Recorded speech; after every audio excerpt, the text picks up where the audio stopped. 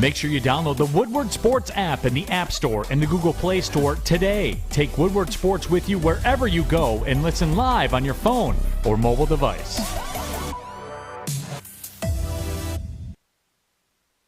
Good morning, everyone, and thanks for joining us on the Morning Woodward Show here on the Woodward Sports Network. Also featured on The Roar on 99.1, 93.5, and 94.7 HD2. Good morning, everyone. Happy Tuesday. Good morning. Good morning. It's a great morning. It's a great morning. We all got sleep last night. What a great morning it is to be alive. Oh, fish. You guys missed a great hockey game Well, last good morning. night. There's the Morning Woodward Show, and then there's Fish. Fish, talking about the Olympics for the last hour. You guys missed a great hockey game, just saying. Fish, you get a haircut? I mean, no, I did not get a haircut. Oh, it just looks combed. You Well, he combed it styled over? his hair today. Yeah, it looks good. He looks like an OG. Thank you. I had my girlfriend, Fish. What the hell? Well, speaking of hiding your good like that. girlfriend, there's Five goals in one period, what can you not like? whatever. Fish. Great hockey. You in the Olympics. Did you actually stay up to watch it? No, I got up to watch it. Jesus Christ. Well, I got speaking, up at 11:55 and watched USA and Canada. Well, How do you speaking of not? hiding your girl, looks like the Arizona Cardinals might need to hide their quarterback. Yeah, oh, yeah. He It's hit not gonna them be- real quick. Hey, it's gonna be easy. Have you to, seen his but- Instagram? Yeah, I'm sure. You know, He hit 'em all. when you've gone through a breakup, you go on your social media, you delete every little picture and video about that person because you just can't stand the sight of them. I don't know what the hell is going on in Arizona, to be completely honest with you, and to be even more frank, I don't care. Yeah. I'm not interested in I knew Kyler that was Murray. coming. I'm not interested in a quarterback that looks like Fish. Can we get the camera on Fish real quick? Fish, give me the little quarterback pose. Like you're gonna get in the pocket. Okay. Yep. That's Kyler Murray, everybody. You're welcome. I just gave you top secret information. The guy can barely see over the offensive line without running for his life. Congratulations. That is Kyler Murray. I'll pass. Yeah. I'm not interested. And what you would have to trade and give up to get a quote-unquote star quarterback, even though I don't think he's a star quarterback, it would be way too much. I'm not interested. Even with the Detroit Lions offensive line, you can make the case. They'll protect him. He still needs to see over them. Yeah. Yeah. He needs to be in an offense where he's moving. Guys, no. Hard pass. What is it? You swipe right on Tinder or left? I think it's left. You swipe left to like Hit him with hell the no, Say right? no. Yeah. So I think. I want the super hell no, so it never shows up in my feed again. Super hell no. Super swipe left. I'm done. No, hell no to Kyler Murray. No. Look, again, I know it's interesting. It's a sexy thing to talk about. Wow, should the Detroit Lions trade for Kyler Murray? No, they shouldn't. What would you have to give up? One. And then you got to extend him. I mean, he's Two, he's coming up on a contract renewal. Yep. Three, if he struggled without DeAndre Hopkins, what the hell do you have to offer him? A tight end who's always hurt, and Amon-Ra St. Brown who's going into second year, who I think is amazing, by the way, but that's not the point. Mm-hmm. It's not a fit. It just isn't a fit. What would you have to give up? The number 2 pick, the number 31 or 32 pick, Yeah, it's gonna be next year's first, minimum, just for him. I don't even care what you have to give up. I just don't want it. Well, I don't want him either, Maddie. Believe me. Jeff? I don't want him either. And I think the whole deleting all the pictures off social media and his Instagram, I think that's more to play leverage. Obviously, he wants the contract extension. Who knows what's going on behind the scenes?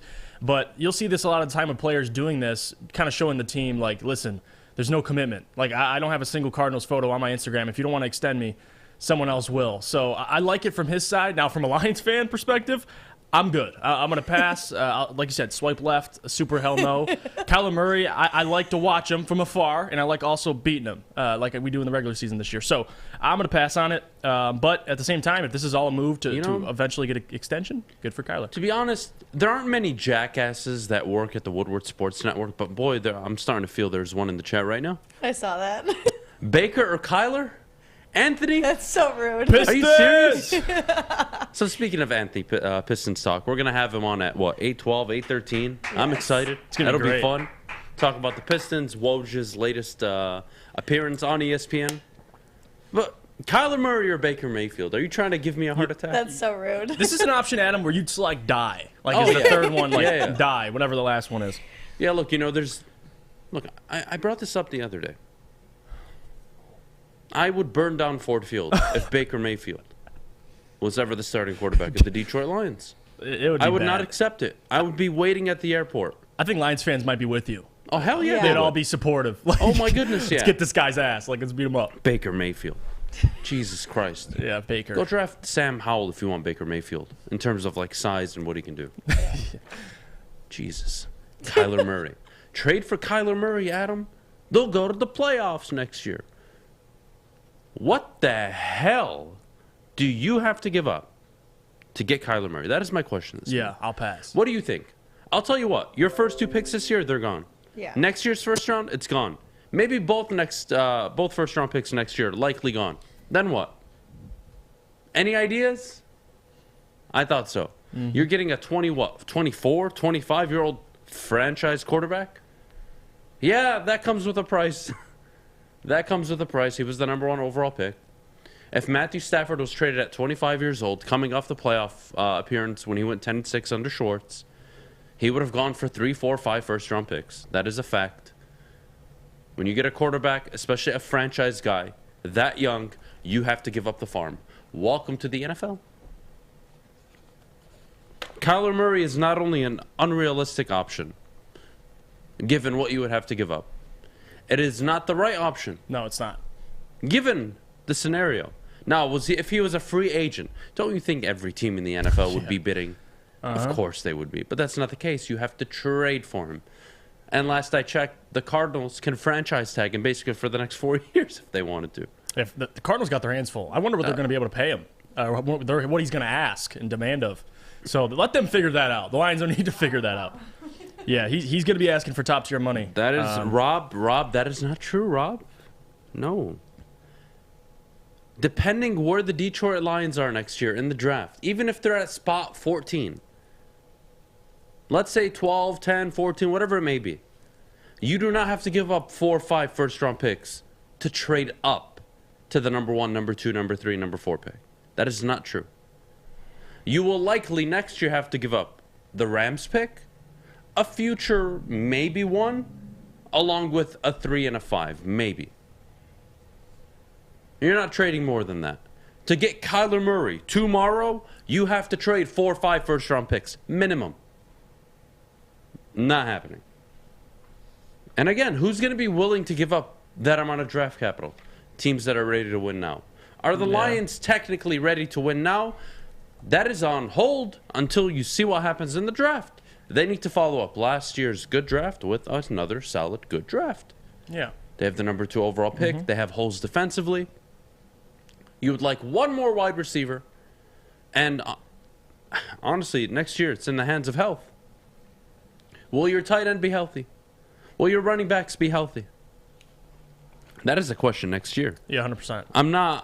I'm just not interested in Kyler Murray. No, and the people that are saying, well, I like Kyler Murray, well, trust me. I think we all like Kyler Murray. Yeah, you He's like a nice Kyler Murray. quarterback. It's what are you giving up for him in his future situation? You're going to have to extend him. So if you're a general manager and you're all for Kyler Murray, good luck, because it's going to cost you a couple draft picks, first rounders Kyler preferably. Murray is not satisfied. 1, with an extension, or 2, with the roster in Arizona.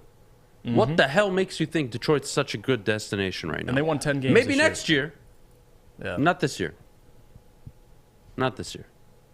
It doesn't make sense. And again, what do you have to give up to get a franchise guy in the door? I'm telling you, Ask if the you Rams. traded Matthew Stafford, 25, 26 years old, if you traded him Oh, my God. when he was 25, 26, Detroit, you would have received 3, 4, 5 first-round picks minimum. That is a fact. In his prime, franchise quarterback. Quote unquote prime. I mean, quarterbacks are ageless now, but I get your point. Yeah. Yep, he's just physical. entering it. Yep, Physical absolutely. prime, not mental. Unbelievable. Mental prime. Yeah, Kyler Murray's not a thing. I can't believe it. When I saw this yesterday, I just chuckled. I was like, that's cute. 1, not gonna happen. So we can eliminate the delusion right out the gate. It's fun to Number talk about. 2, the odds of you giving up what you'd have to give up for a Kyler Murray. What do you think Arizona's like being held ransom right now? They can franchise tag this guy for as long as they want, essentially. He's not going anywhere anytime soon. So yeah, Arizona don't have to trade him. Not going to the Bucks. What do the Bucks have to give up? Vita Vea and 2, 3 first-round picks? Yeah. Guys, We're talking the quarterback position. We're not trading for a running back, a wide receiver.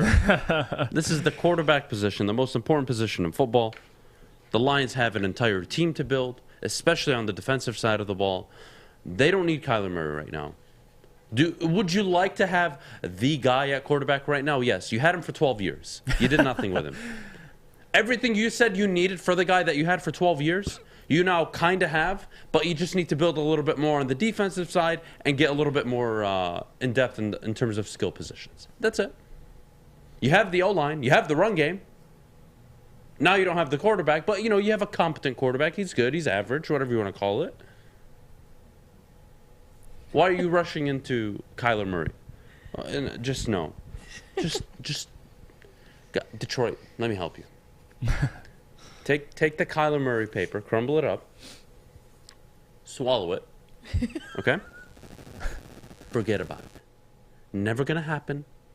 It's not something you should waste any more than the 11 minutes I've already wasted on this show talking about. Okay? Bye-bye. No. No mas. Done. Bye-bye.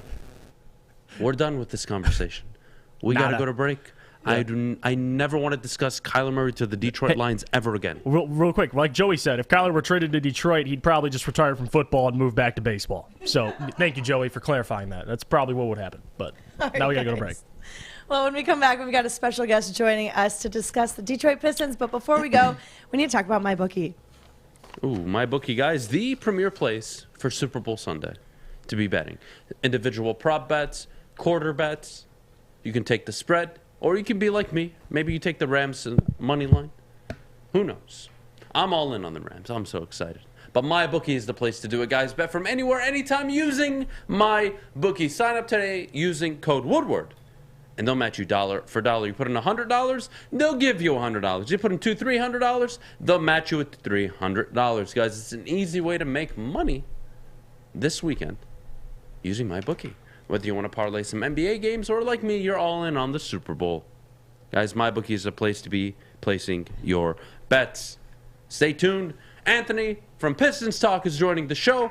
And as always, if you do have a gambling problem, call 1-800-270-7117. We'll see you right after the break.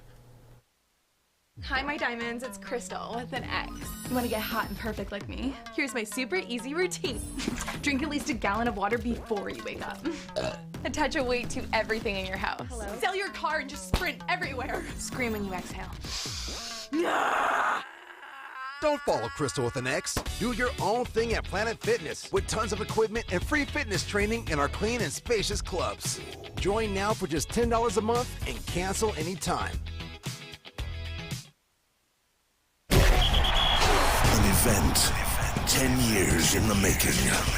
Sunday, February 13th, Woodward Sports, Gypsy Vodka, and Cintron present the Stafford Bowl.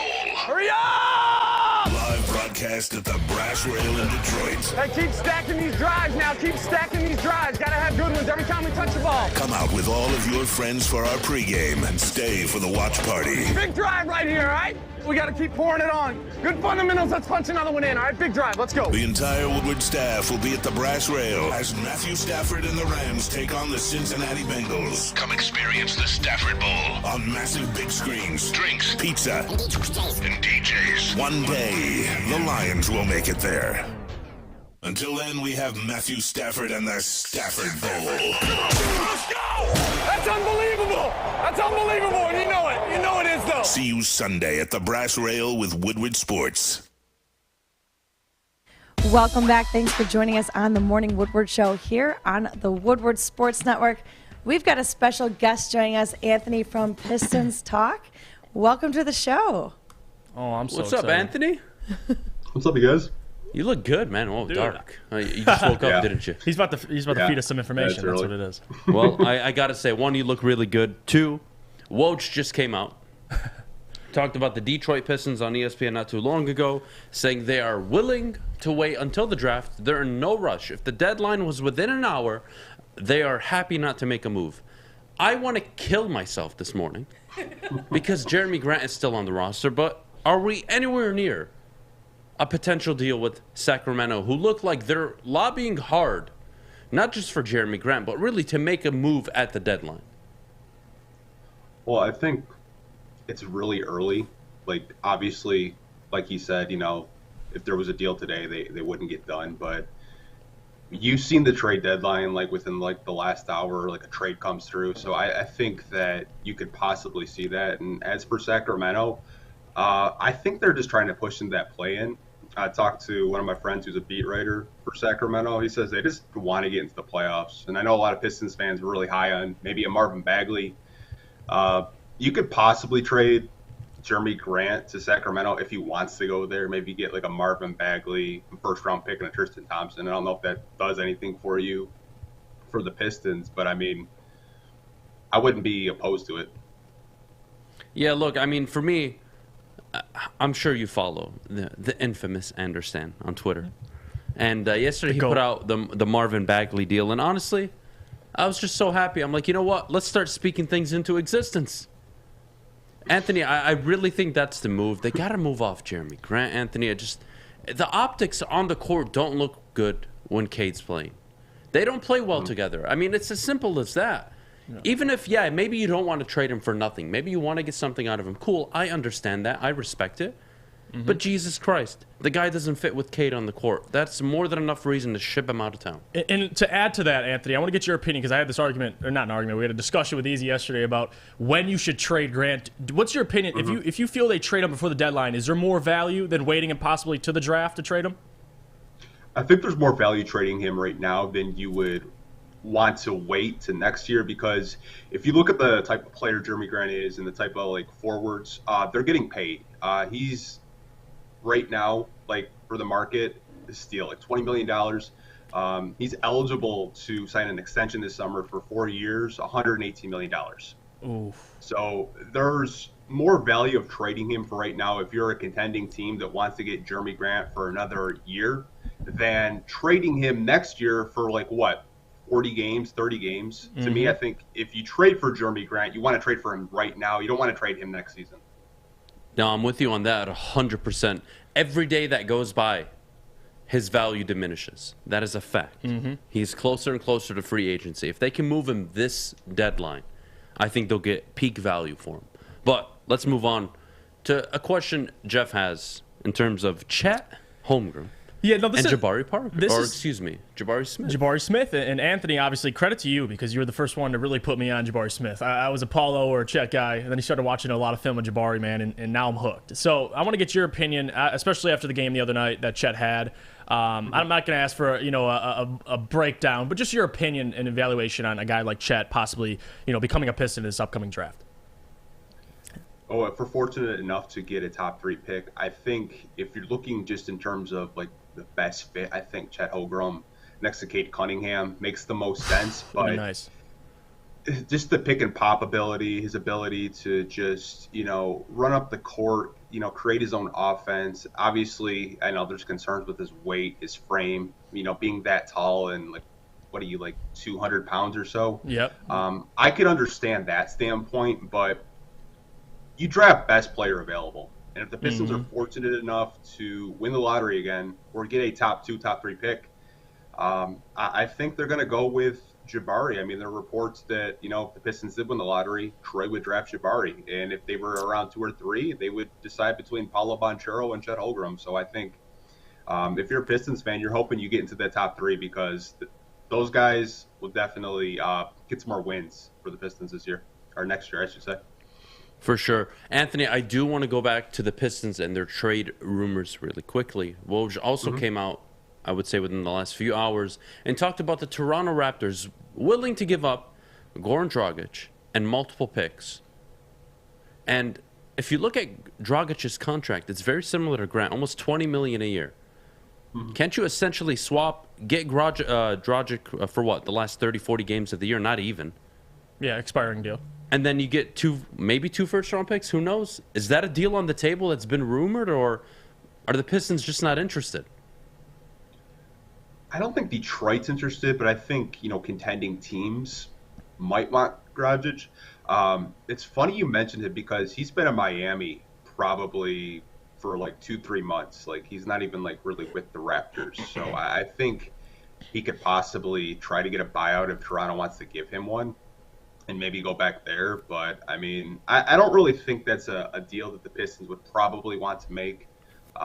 You have Cade Cunningham, who I think should be your point guard. You have Killian Hayes, who's playing really good off the bench. Corey Joseph, Saban Lee. I mean, I don't really see like how that would make sense for Detroit. All right, well, you brought him up already, Killian Hayes, and we noticed, obviously, from his change now to the second unit, his plays picked up a little bit, struggling, obviously, to start the year, of course, but he's still trying to get, what is he, not even at 100 career games, or if he is, just over that. What is your evaluation of Killian Hayes so far, maybe before the move to the second unit and now being on the second unit? Well, I think it was always going to be difficult to play with Cade Cunningham. You know, I remember when we had our draft lottery show, and I asked the guests, like, do you move Killian to the bench? Because that's what I saw. I didn't see those two gelling well together because Killian's not really a strong three-point shooter. Now, he did start the year really strong. He was shooting like 40% from three, but, you know, hurt his thumb, really messed it up. And, you know, he's just had these nagging injuries. But I think moving to the bench lets him be his best self. I think he's got a chance to run the second unit. He looks more comfortable out there. You know, last game against the Timberwolves, I mean, he's dunking in Karl Anthony Towns. It's just like I just didn't even recognize him. He's finishing with his right hand. I was like, okay, what the hell's going on? But, yeah, something's off. He's looking a lot better, and I think he's more comfortable with the second unit. And you know, I did do some numbers on it. I mean, like 16, 18 minutes a game, he's averaging like almost 8 points and 5.5 assists. So that's pretty efficient if you ask me.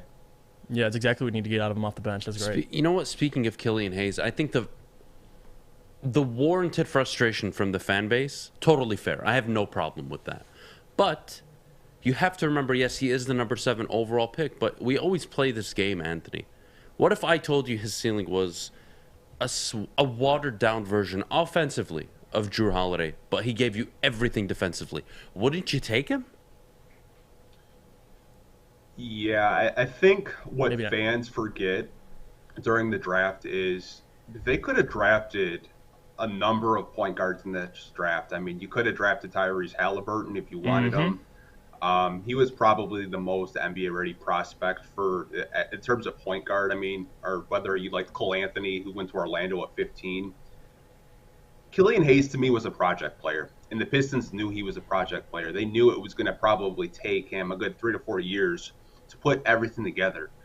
You know, defensively, he brings it. He's probably one of the better defenders on this team, and I think he's going to be an elite defender and probably make an all-defense team throughout his career.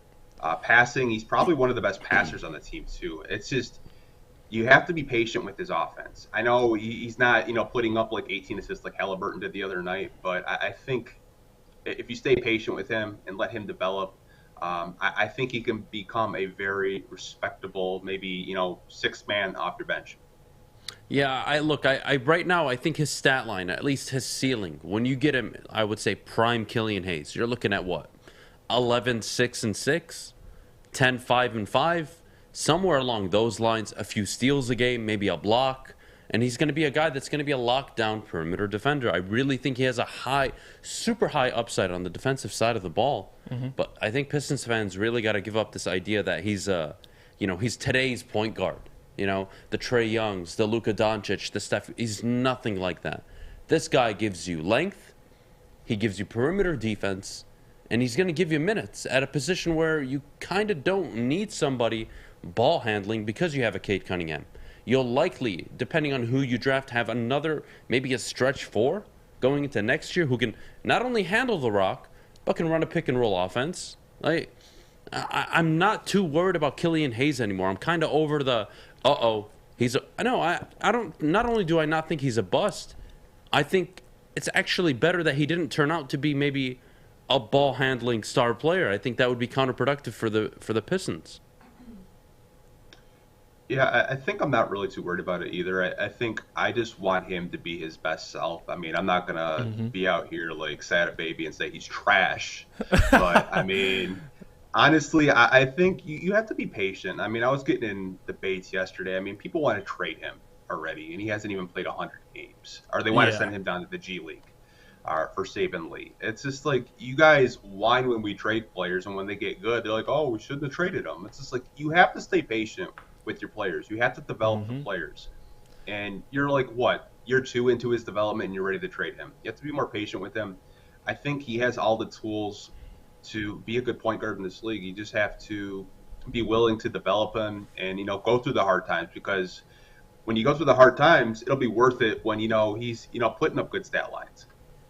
Yeah, 100%. And I want to add this point real quick. I think people get lost in, I love that you brought it up earlier, that he was a project player. And it's funny, even coming out of the draft, everybody knew that. Like, that at this point, people are so surprised that he has so much more to work on. Like, Tyrese Halliburton, I believe, was a sophomore, if I'm not mistaken, in college at the time. So the guy was already more groomed, and I think people are struggling to see that. Like, at this point, I'm where I'm at on Killian, not in a different fashion than Jeff Okudah, but at this point, I don't care where you're drafted. Let's just get to production at this point. And if he's playing well, I support you, Killian. I don't give a damn.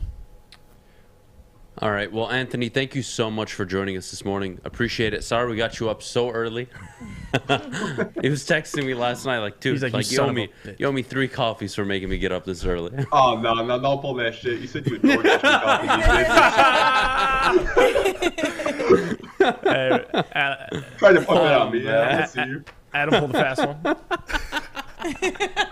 All right, Sounds Anthony, about right. You're the man. We got to go to break. When we get back, the Detroit Lions promote Ben Johnson as their offensive coordinator. Me and Jeff have a lot to say about that. I can't wait. I can't wait. Someone's excited. I can't wait. All right, well, before we go, we need to talk about Les Stanford. All right, guys, Les Stanford Chevrolet. I want to tell you about them. They're located in Dearborn on Michigan Avenue, and they announced that they have an all-new electric Chevrolet Silverado. Reservations are now open on Chevy.com, and Les Stanford will have all of the largest allocations of the new model in stock in Michigan. Guys, make sure you check them out. For more information, give them a call today, 313-565-6000. That's 313-565-6000. We'll see you guys right after the break. New world. It took exploring 50 different formulas and hosting countless taste tests, but we believe Gypsy Vodka is the smoothest vodka on the market. Don't believe us? Ask the owners. We're Mike and Adam Kazanowski with High Five Spirits Distillery. We're in close to about 1,200 locations throughout Michigan. We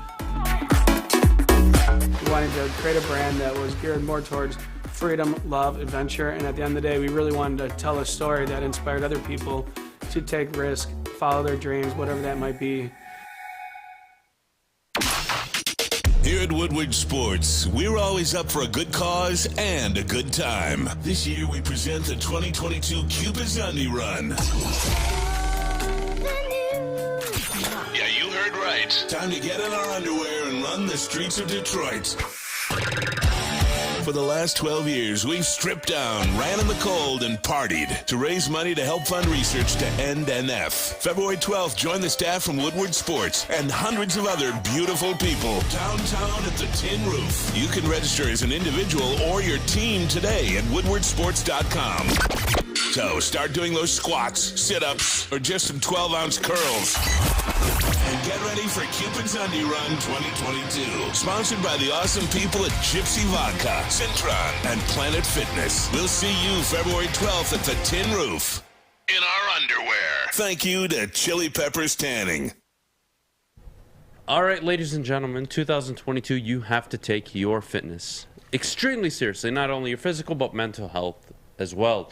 Your fitness is essential, and Planet Fitness is where you should be working out. $0 down, $10 a month. Planet Fitness is your home of the judgment-free zone. Work out in a judgment-free, non-intimidating atmosphere.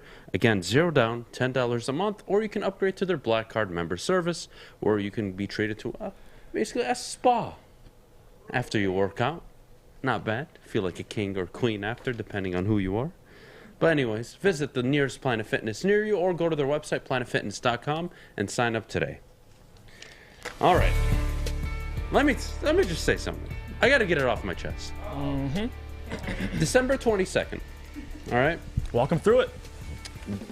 Jeff and I come on the morning show. Lions are still in the middle of the regular season. And if you could put the camera on Jeff real quick. Jeff and I discussed why the Detroit Lions, should not pursue an offensive coordinator outside of the building, and that they should promote Ben Johnson as their OC. And prior to that, nobody had really brought this up. Nobody had mentioned it. And this was a conversation that we really enjoyed. Fast forward not even 2 months, Ben Johnson now promoted as the OC of the Detroit Lions. And I have to say, not only a round of applause, but you guys talk to me all the time about Dan Campbell and culture, right? That's the big word. You guys love to use that with me. This morning, especially after last night, when I woke up, I was driving and I was thinking about culture and Dan Campbell. And you know what? He doesn't need to be a genius or a bella. I need him to be himself. And when you preach culture, you promote from within. You don't go outside and hire somebody. Yep. And the fact that they did promote Ben Johnson, and it wasn't Deuce Staley, and it was the right guy, and it was the young guy, and it was the guy with the fresh ideas. What's today? The 8th? On the 8th of February, I am telling you right now, I have never been more confident in the Detroit Lions in my lifetime than I am right now. Book that. That's big. I have never been more confident in my life in terms of structure, communication, organization, leadership skills. Does any of this translate to wins? That's to be determined. Yeah. But I'm telling you right now, there are certain things you have to do. And when you promote from within, at any level, any company, doesn't matter the field, you set the bar, you set the standard for everybody else working there. Bingo. There's something more for me here. So the people that you want to keep, they don't leave because they know there's something for them in the future. Ben Johnson being promoted to OC not only is the right move and in the right football move, it's the right human move. And again, you can book this. I have never been more confident in the Detroit Lions than I am right now in my lifetime. You know, that makes me very happy to hear that. And that shows, number one, culture. We have this discussion all the time. And I want to say this right now. We told you so. I'm going to get it out. Because Ben Johnson, we talked about not only what we thought of Ben, but how important this hire would be for, you know, the Lions culture. Because think about it. Like, we have Aaron Glenn, who we were all worried was going to leave this offseason to go to another team. And now you have Ben Johnson.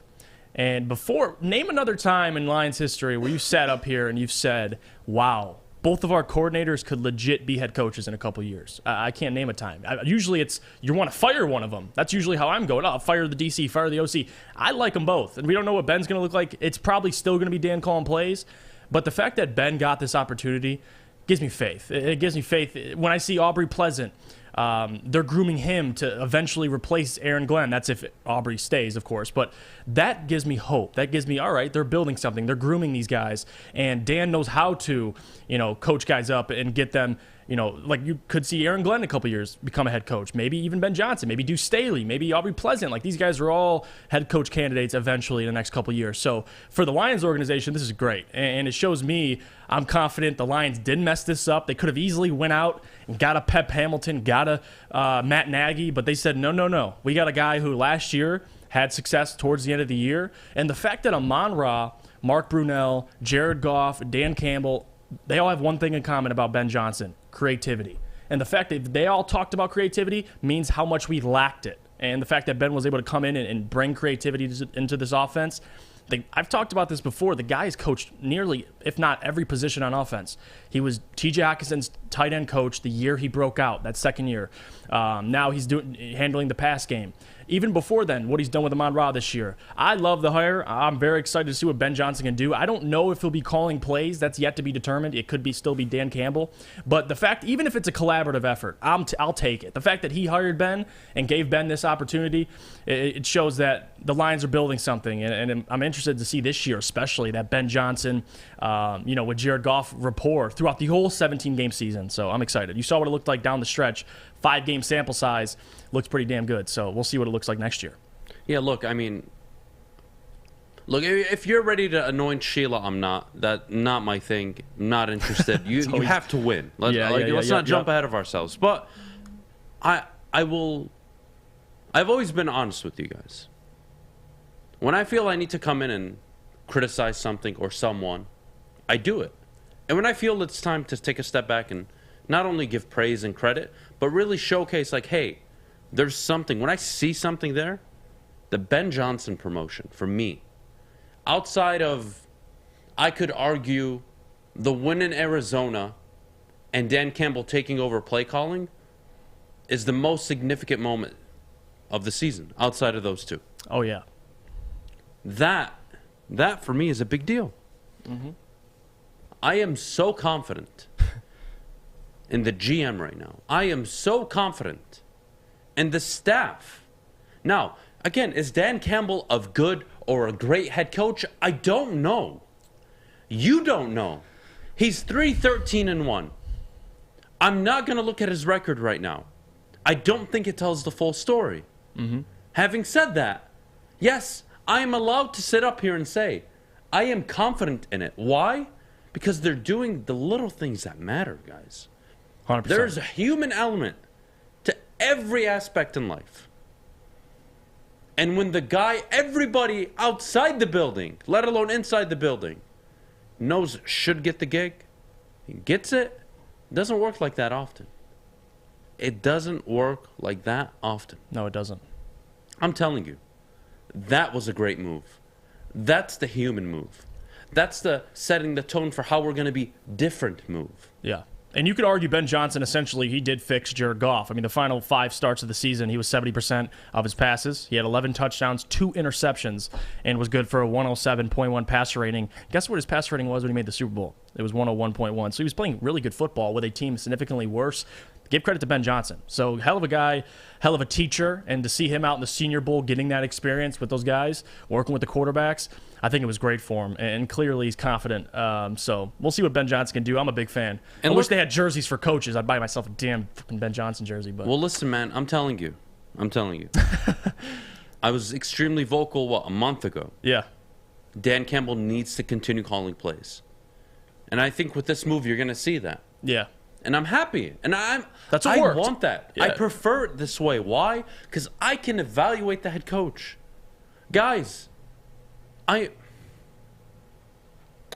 right. I need to get something off my chest. Okay? I'm curious what all of you think this morning. But I'm going to tell you from now on. Okay? From now on. Does this guarantee the Detroit Lions win a Super Bowl? No, nothing. Please hear me out what I am saying. Nada. What I am trying to tell you this morning is that this pathetic franchise, with a history of pathetic front offices, coaching, executives, family buddy hires, for the first time in my lifetime, and really in their 58 years, they have made the right move. They did it by trading Stafford. And not only was it the right football move, it was the right human move. Promoting Ben Johnson, not only the right football move, the right human move. Yep. Humans matter, especially in today's world, in today's society. Taking care of your employees and caring for them and helping them develop and grow is one of the most important aspects of day-to-day operations now than it was 30, 40 years ago. Times have changed. People care more. Doing the right thing is always the right thing. And again, this is coming from me, one of the most critical voices you'll hear not only on the network, but in the entire state of Michigan of the Detroit Lions. But I refuse to be dishonest with you. When I see good things, I will talk about them in a good way. And for me, yesterday was a really significant move. And again, I've never been more confident in the Detroit Lions than I am today. That doesn't mean the quarterback's going to work out. Right. That may not mean the head coach works out. But you know what? I'm not mocking their decision making. I'm not mocking the front office. That's a goddamn start, if you ask me. I'm not mocking the staff. Rod Marinelli, hiring his brother-in-law? That's not a thing here. No. Aubrey Pleasant is getting an interview to be the DC for the Minnesota Vikings. And I hope he takes it. Go get that promotion, man. Good for you. Seems a lot of people are interested in Dan Campbell's staff. I see some head coaches in this staff. I love it. Look, whether or not they're successful. Doesn't matter. The fact is. The point is, they're doing the right things. And again, how long ago did I tell you this? In September, I sat up here and I told you this. You can be the first one in the building, the last one out. You can work all the hours. Mm-hmm. You can commit. You can give everything to your field, career, whatever it may be, and you may still fail. You can do all the right things sometimes and come up short. That is a thing, especially in a hyper-competitive league like the NFL is. So yes, none of this technically does translate to Super Bowls, divisions, wins, etc. Yes, that is a fair point. But excuse me, I have mocked this franchise for making idiotic decisions similar to the opposite of this. They didn't mess it up. And whether you want to say, well, it was the right decision, okay, fine. But the Lions have shown you for 58 years they don't make the right decisions. They would have hired Matt Nagy. So excuse me, this morning, not only am I absolutely the most confident I've ever been in this team, I see the right moves being made. I see the human moves being made. I see people who deserve to be getting promoted. Yeah. I see players talking in a good light about not only the front office, but the coaching staff. Yeah. And they're listening to the players. They all lobbied for Ben. And again, does that make it a winning football team? Nope. That's not a guarantee, no. No. But you know what? It's a lot better than being mocked for having the worst front office and coaching in the last 58 years. Mm-hmm. In the entire league. So yeah, I am going to be positive this morning, and I am going to be super excited about Ben Johnson. Not only because me and Jeff were right and we called it months ago. That is, I don't even care about that this morning, to be honest with you. What I care about is that you're making good optic moves, and promoting Ben Johnson is a damn good one. Not bad, Detroit, not bad. You got me in a good mood this morning. Oh, yeah. That's not bad. And I haven't even had coffee yet. That's big. And I haven't even sworn. Not once. That's what Ben Johnson does. Not bad, Maddie, huh? Not bad at all. Yeah, that's actually pretty good. All right, we got to go to break. Maddie, when we get back, Matthew Stafford takes the podium at Super Bowl 56, talks to the media about his former teammates, Detroit, the Super Bowl matchup, etc., etc. We'll get to all that after the break. But Maddie, before we go, we need to hear about the Fulling Warehouse. Well, listen, guys, Fulling is important because Adam will tell you all about it. They want that smoke with the bottom line, and obviously we have yet to hear from them. But the Fulling Warehouse, it's the home of the original football bowling pin game called Fulling. You hear the name. Host your corporate party, team building event, or just come in with family and friends. You got two ways to play, either $10 unlimited open play or a private lane reservation for $120 for up to 10 people for 2 hours. They have 100 beers, our $2 mystery beer machine, ask Sawyer, he loved it, and multiple full bars. You bring the food or have it delivered in, doesn't matter. Come get your full on. Check it out at fullingwarehouse.com. What's the over-under? Should I tease? Who is the lock of the night? Make sure you're watching Woodward Bets to get the latest in sports betting and more. Woodward Bets daily on Woodward Sports.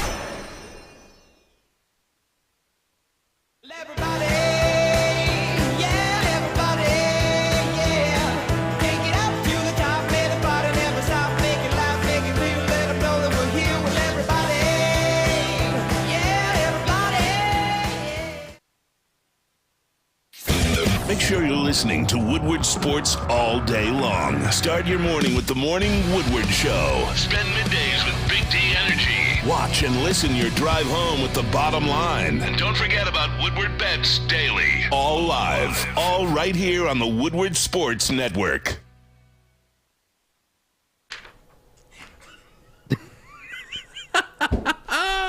Oh my God, let me tell you, I love every single individual in this room. We can't go a break without loving and laughing. It's amazing. Anyways, Chili Pepper Tanning is where you'll find your cleanest salons in Detroit with spotless, sanitized rooms and trained certified professionals. Guys, check out Chili Peppers at chilipepperstanning.com. That's chilipepperstanning.com for the hottest bulbs, hottest deals, the darkest tans, and your vitamin D headquarters. Again, the home of your vitamin D headquarters. I like that slogan. I like it. Whew. Matthew Stafford introduced yesterday. Super. Can we get the camera on, Maddie? Come on. Come on. Look at this. Look at this. Don't tell me I don't have a way with words. Oh, man. Matthew Stafford takes the podium yesterday. Jeff, I do want to start with this. I want your thoughts on it. He talked about Detroit and how he felt like, yeah, he is doing and playing for the city, for the fans, for his former teammates. He feels they're all, you know, theoretically playing and living through his experience. Definitely. What'd you make of that? I love it. And that shows not only he's self-aware of the situation, like, listen, he knows the 12 years in Detroit didn't go not only the way he wanted or his teammates the way they wanted, but the fans. And now he's in L.A. He knows the support. You've seen it. I mean, you see also on social media, guys going to Meyer in Michigan, seeing a damn T-shirt jersey, a jersey with Matthew on it, Rams designed and everything. Like, listen, I don't know if I'll go that far to buy a Rams jersey of Matthew Stafford, but at the same time, how could you not support him? Like, quarterback, we know, is the most important position in football. Matthew played that for 12 years for Detroit. This isn't Ndamukong Suh. I'm going to have to call you out, Neil. But talking about, you know, trying to compare situations, I love watching Suh. He's one of my favorite Lions. And I get you. Suh's a beast. Different situation. I mean, listen, Matthew had 12 years in Detroit, and that's all I knew as my quarterback, and that's all a lot of people knew. Now he's in L.A., and you can't help but support for him regardless of the pick. We knew the pick was going to be late in the first round regardless, so if they win the Super Bowl and we get the last pick in the draft, so be it. At the same time, I think Matthew's put in the work. We've always known he's talented enough. I don't know. I mean, you could talk about the shortcomings, the one time in the 2014 playoffs where I think he had a bad playoff game out of the three times he went there. But with Matthew, he's not perfect. No one's arguing he's perfect. What we're arguing is he never had a real chance considering the organization he was a part of, and I don't think anybody can deny that now that he's in the Super Bowl. So as a fan, as a guy who's wearing my Lions quarter zip, I got my hat on, I love it. And it makes me happy to hear him say that. And he sees social media. He doesn't have it, but his wife sees it. I mean, she sees how she saw our celebration when he won and he beat the Bucs. She saw what we did, the dancing. Like, they get it, and they know what Detroit's like and what they're feeling. They always give credit back. Every interview they have, the first time he got on the podium and he was speaking, his first sentence that came out of his mouth was talking about, you know, all of his former teammates, fans, and everyone who's supporting him. So Matthew is who we know him to be, and to see him right now flourishing, the talent was never a question with Matthew. So the fact that he has the opportunity to shine in the playoffs and in the Super Bowl, I am incredibly happy, and it makes me happy to see it, and I cannot wait. Maybe if they win the Super Bowl, who knows? Maybe I'll get a Rams, number 9 jersey. But until then, I'm just supporting the guy. I love Matthew, man. I don't know how you can't. You better get him now because they're going to be sold out if he wins. You're probably right, Fish. Everyone's going to be running to Meyer at 10:30 getting Stafford jerseys. Meyer will be packed out of, it will be packed up beyond belief. Okay, look, let me address two things. First, Matthew Stafford at the podium, right? Talking about his former teammates. I think that's a wholesome moment. I think you have to appreciate it. Fan, player, doesn't matter who. What I see is the guy that spent 12 years surrounded by dysfunction, awful coaching, awful front office, awful executives, average teammates, below average teammates, awful draft classes. That's what I've seen. And what I see also is a guy that when he had an opportunity to play at a franchise that was competent at the executive level, competent at the GM level, competent in terms of coaching staff, surrounded with really talented players. He's 3-0 in the playoffs, the highest passer rating, the most touchdowns, set to break Eli Manning's record for most passing yards in a single playoffs. Not bad, right? Not bad 1 year removed from dysfunction. Somebody I admire and really look up to brought this up yesterday. And he said, you usually root for the guy that struggles the most, right? The hedge fund kid that grows up with everything and goes on to be successful, that's just kind of a formality, right? But the guy that comes from nowhere, struggled because his parents weren't all that great, didn't get the right education, was surrounded by chaos all his life. When he makes it, feels good inside, feels a little better, and you can't help but support it. And that's what I feel this morning about Matthew Stafford. So yeah, you can call these fans fake for supporting him. You can say whatever the hell you want. You're no different. You are nobody, just like I am, to tell you how you should be a fan. I think it's an absolute ridiculous thing to tell people how they should be a fan. But if you cannot acknowledge this morning that Matthew Stafford in the Super Bowl maybe, just maybe, the wake-up call that this organization needed and may benefit you more than you can even manage or ever imagine, I should say, I can't help you. Him sitting at that podium in a Los Angeles Rams uniform, it shouldn't disgust you in terms of, looking at him. You should be disgusted with what you've had to deal with the last 58 years, depending how old you are. That's always been the point. So yes, I am extremely happy for him. And I want him to win. Absolutely. I will publicly say it. Yes, I will root him on. And I don't care what you Stafford haters or whatever you want to identify yourselves as. I'm not even going to acknowledge your ridiculous points anymore. 3-0 in the playoffs. The most touchdowns in the playoffs. Only 1 interception in 3 games. He's already done more than you could ever fathom in 58 years. I am done. I am done. He's been to as many Super Bowls as Aaron Rodgers. You better hope he wins, because you'll hear it on Monday. I don't care, Fish. Shut up. I'm not going to acknowledge that. I'm not. I don't care anymore. It's done. He showed he can win big games. Tampa Bay on the road, that's a big game. NFC title game, that's a big game. He's won 2 of them already because you want to discredit the Cardinals game. Like, we're done. We're well past this. We're well past the, it was him or he's not good. I don't even care anymore. I'm done. He's delivered tenfold. And it's not even close. And not only has he over-delivered, he's on the cusp of winning a Super Bowl 1 year removed. That's a hell of a story, if you ask me, Jeff.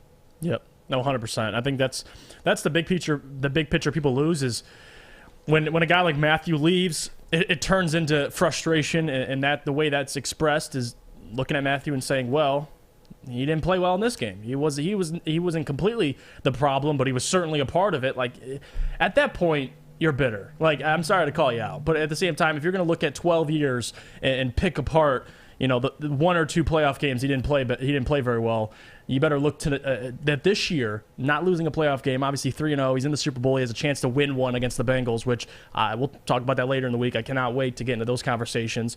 But Matthew, this is well-deserved, and honestly, at a better time, I think now mentally, maybe physically he's been banged up a little bit, but mentally I think he's so ready. And he talked about this before. The first 12 years in Detroit has prepared him for this moment. And honestly, looking at it right now, hindsight's 20/20. He's 100% correct. I mean, he's more prepared than he ever was. I don't give a flying you-know-what that he led the league in interceptions. I don't care. People always like to bring that up. Who gives a damn? The guy's a talented quarterback, gunslinger, and he's making plays happen in the playoffs. So we'll see what happens this week. But that podium, him at the podium, was beautiful. It was awesome. And again, got to see and that again, side. Let's go back to the Ben Johnson promotion, okay? Let's bring it all full circle. Mm-hmm. When have the Lions ever made competent? Hell, I'll go even further. Jim Bob Cooter? Forget staffing. When is the last time you've ever been excited about a 4th-round pick who, quote-unquote, exploded onto the scene? Detroit? I'll wait. I'll be here all day. You'll be here for a while. When is the last time, yes, a coach was hired, where he looked extremely overwhelmed, not only at the beginning of the year, but also when he first started calling plays? He looked extremely overwhelmed. That is a fact. He deserved criticism at the time, but he got better. And guys, again, I broke down what fandom is in theory. You're not asking Detroit. You're not asking for the division every year. You're not asking for the Super Bowl every year. What you're asking for is improvement and development and signs that you're going to get there. And I have seen more positive signs in a 3-13-1 season than I have in previous 10-6 seasons, an 11-5 season, and 2 9-7 seasons. That is a fact. And again, it may not work out with Dan Campbell. You can't say it will for sure. You don't know yet if he's a good, average, great, Hall of Fame coach. You don't know that yet. What I do know is I'm seeing a different way, and not only a different way, the right way of handling operations being done in Detroit. And if you can't see that, well, then I can't help you, and I can't help you change your mindset. Mm-hmm. But I'm telling you, as one of the most vocal critics you will ever come across in the state, they're doing something right. And I'm hoping, and not only am I hoping, I truly believe Stafford's success will only propel the Lions' future success. I really believe that. You talk about a curse. Forget the curse. You needed to wake up. And look, is Sheila going to be the executive of the year? Is she going to make owner of the year moves? Look, I'm not willing to go that far. But what I'm willing to say this morning is that they're making optimal moves. They're making moves that just look good and feel good. And not only that, it makes everybody in the building work better, more efficient, more excited to come to work. That matters. Yeah. Don't believe me? Look at the Patricia years. That was a disaster. If you want to call the Campbell hire overcompensation for how toxic it was under Patricia, fine. I don't care. I can't judge him yet in terms of, well, he's going to work out or he's not. I still need another 10, 15, 20 games out of him. Mm-hmm. Having said that, you point to me any point in the last 58 years where this organization made moves like this, where they drafted like this. I'm not saying it's going to get you a Super Bowl, Detroit. Hell, I'm not saying it may even win you a division. But what I am saying is doing the right thing is always the right thing to do. Yep. And the fact that they are doing it, again, gives you hope a little bit. Does it guarantee? No. Does it make you feel a little better? Sure. But this morning, sorry, I got to call out good things. I can't just say all the bad things about this franchise. Last night, at least for me, just my opinion, and Jeff, I'm curious what you think. Last night, that was a win. That was a win last night. Not just for me personally, but I think for the team, for every individual that works there on the staff, the players. How excited. Guys, look at Tom Brady's story. He was voted team captain year 4 and 5 at Michigan. He said to this day that was the most significant honor and achievement he had ever had in his career over the Super Bowls. Why? Because the peers around him believed in him. And they voted him into that situation. It matters. It really does. Again, does it translate to divisions and Super Bowls? No. You can be cynical and say that. Fine, fair. I'll give you that. But I prefer to look at something through a different point of view, through a different lens, and say that does not only look right, it is right. Yeah. And when's the last time you could say anything like that about the Detroit Lions? No, you can't. You can't. And then that's why I'm very confident. I mean, last night was a win, and now looking at this staff, like, when is the last time, before we even talk about a playoff win or going to the Super Bowl, look at when's the last time you could look at this staff entirely and say you're as confident as you are. I mean, you got multiple guys that are very talented, and I'm glad Dan's finally given them that shot. I mean, Aubrey Pleasant being groomed. You got Ben Johnson last year being groomed, now the OC. Aaron Glenn being groomed to be a head coach. You got Deuce Staley being groomed to be a head coach. Like, it shows this year, and yeah, you can give credit to Sheila, you can give credit to whoever you want, Chris Spielman, John Dorsey, plenty of guys that are helping make those decisions as advisors. I think the people, all that are in place, are just the right people. I mean, they got a lot of great people in charge. Now you got Dan, you got good people, good individuals. Now it's got to go out and win football games. That's the next step. All right, guys. Well, we got to go to break. When we come back, we've got another special guest joining us to talk about NFL prospects. But first, we need to hear about the sports marketing agency. Yeah, listen, let me tell you about our friends at the sports marketing agency. SMA has been leveraging pro athletes and other notables for a decade against the issues around mental health and substance use disorder. Now, that all changes because with the help of NFL alumni Sean Jordan, he's been able to save lives and take a stand against these issues. But soon, coming to Woodward Sports, is the sports marketing agency podcast named This is the F Word series on fentanyl. If you're struggling with substance abuse or mental health, they are here to help. Please contact or go to this website, thesportsma.com, and please make sure to tell them Woodward Sports sent you. 6 dark corners, a driveway and a patio, 5 windows that could become doors. Every house has unique security challenges. Guardian Alarm has more tech, more team, and more ways to help keep them all safe. Get a professionally designed and installed security and smart home system from Guardian Alarm. Sign up today and get a free video device. Guardian Alarm. Smart, right from the start. Call 1-800-STAY-OUT.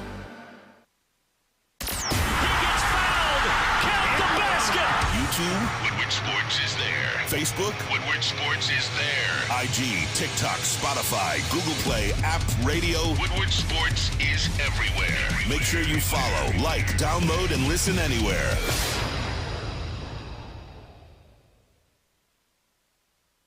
Welcome back. Thanks for joining us on the Morning Woodward Show here on the Woodward Sports Network. Also featured on the Roar on 99.1, 93.5, and 94.7 HD2. Guys, we're talking about some NFL prospects. And we're supposed to have a special guest joining us right now. Do we know if Russell's here? He'll be joining shortly. Before we get into the prospects this year, I know there was a mock draft that came out that had the Lions taking Stingley at number 2. I want to make a public announcement. And Brad, I hope you're listening, because I know you won't do it, Brad. But I'll just give another reason why you shouldn't do it. I will jump off the Ambassador Bridge with 50-pound shackles. You're going to swim to Canada? Attached to my legs if you draft another corner at number 2. I'm telling you right now. Okuda at 3, I'm still swallowing that cup-sized pill. Wait, it gets better. Draft 1 at 2. No, I'm just joking. They draft 1 at 3.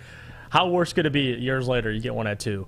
Yeah, I'll pass on that. I'll completely pass on that. Considering who's available, I think if you realistically think Derek Stingley is going to be your second overall pick, maybe I can do a mock draft. Maybe I can do that and be a professional guy who does mock drafts, because I would even know better. Edge rusher is more important.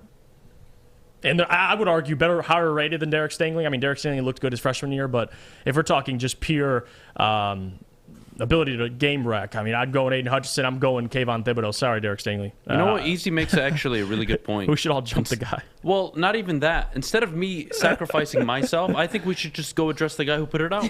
Yeah, no, easy. I've got a few baseball bats at home from my playing days. Yep. Hell, I'll take the one that I already hung up off the shelf for Jelani Tavai. We'll use that one. Yeah. I'm down. Honestly, I'm going to get arrested one of these days. I say so much stuff that can get me arrested. Is Russell on? Yes, he is. Guys, joining us this morning, a good friend of mine, a good friend of the show. Awesome. I not only love his work, love the work he does. He is grinding film 24/7. Everybody, the national scout for Cover One, Russell Brown, joining us this morning. Russell, how are you doing, man? I'm doing good, man. Man, you look cracking up. Look at that lighting. Yeah, you had me cracking up with the Ambassador Bridge comment. That was freaking hilarious. And that'll happen. I've actually hung out with that dude a few times that made that mock draft. So I texted him. I go, dude, what are you doing? Like, Can you? What is he smoking? You know what? Make the connect, because I don't want to threaten him, even though I already did. So we'll probably have to erase the last 2 minutes on the show. Russ, let's just get right into it, man. Senior Bowl last week. I want your takeaways from the Senior Bowl. We'll get to the quarterbacks in a little bit. I'm sure everybody wants to talk about the quarterbacks, but walk me through the entire week, the standout performers, which positions had the most depth. Mm-hmm. You know, what are we looking at in terms of just the Senior Bowl? Yeah, I mean, it was a great performance from the defensive line. I mean, the edge rushers are legit. And that's a good thing for the Lions. I mean, we have to get better with our pass rush. And obviously, sitting at 2, you know, we can talk about Kayvon or Aiden all day long. But, you know, I think sometimes you want to get those guys later in the draft as well. And, like, you know, maybe Boy Mafi from Minnesota might have caught their eye. You know, Arnold Ebiketie from Penn State, maybe Jesse Lukita also from Penn State. So there was a pretty good group there. And then just from a wide receiver perspective, the Lions were fortunate enough to be able to work with, you know, guys like Jalen Tolbert, Calvin Austin, and Antoine Randall Ellis said some things, you know, during the week that really kind of said, hey, I like these receivers. I hope we can grab, you know, 2 or 3 of these guys. And I think that's what they will ultimately end up doing. I don't know if they're necessarily going to take, you know, Calvin Austin with their second-round pick, but if he's sitting there in the 3rd round, you know, that might be that guy, or maybe Velus Jones out of Tennessee, who really impressed me. I know some people are kind of off on him, He was somebody that, played with Sam Darnold back in 2016, 2017 at USC, has a master's degree now from Tennessee, but he'll be 25 in May, but maybe he's that guy that, kind of comes out and is comparable to Amon-Ra St. Brown or something as that 4th round pick, because that's kind of like the new thing. We did start a trend as the Lions. We want to find those 4th round gems at wide receiver, and maybe the other guy would be Khalil Shakir out of Boise State. So I would say, edge rusher, just the defensive line play and those wide receivers. Now, just to shift quickly to the quarterbacks, because I do want to ask you, Russell, obviously, you know your stuff. You were down there. You got to watch Malik Willis in person, and we had our guy Corey Woods on. And because obviously the talk of the town has been Malik Willis and Sam Howell to a certain extent. But we had Corey on, and the number one thing he pointed out, obviously Malik in the Senior Bowl didn't play a whole lot. He had 2 for 4 in his pass attempts. He made some great plays with his athleticism. But the first thing that Corey pointed out was his maturity, his his leadership, what he did in the huddle with the guys. What is something that stood out to you about Malik Willis, whether it's on the field or off the field?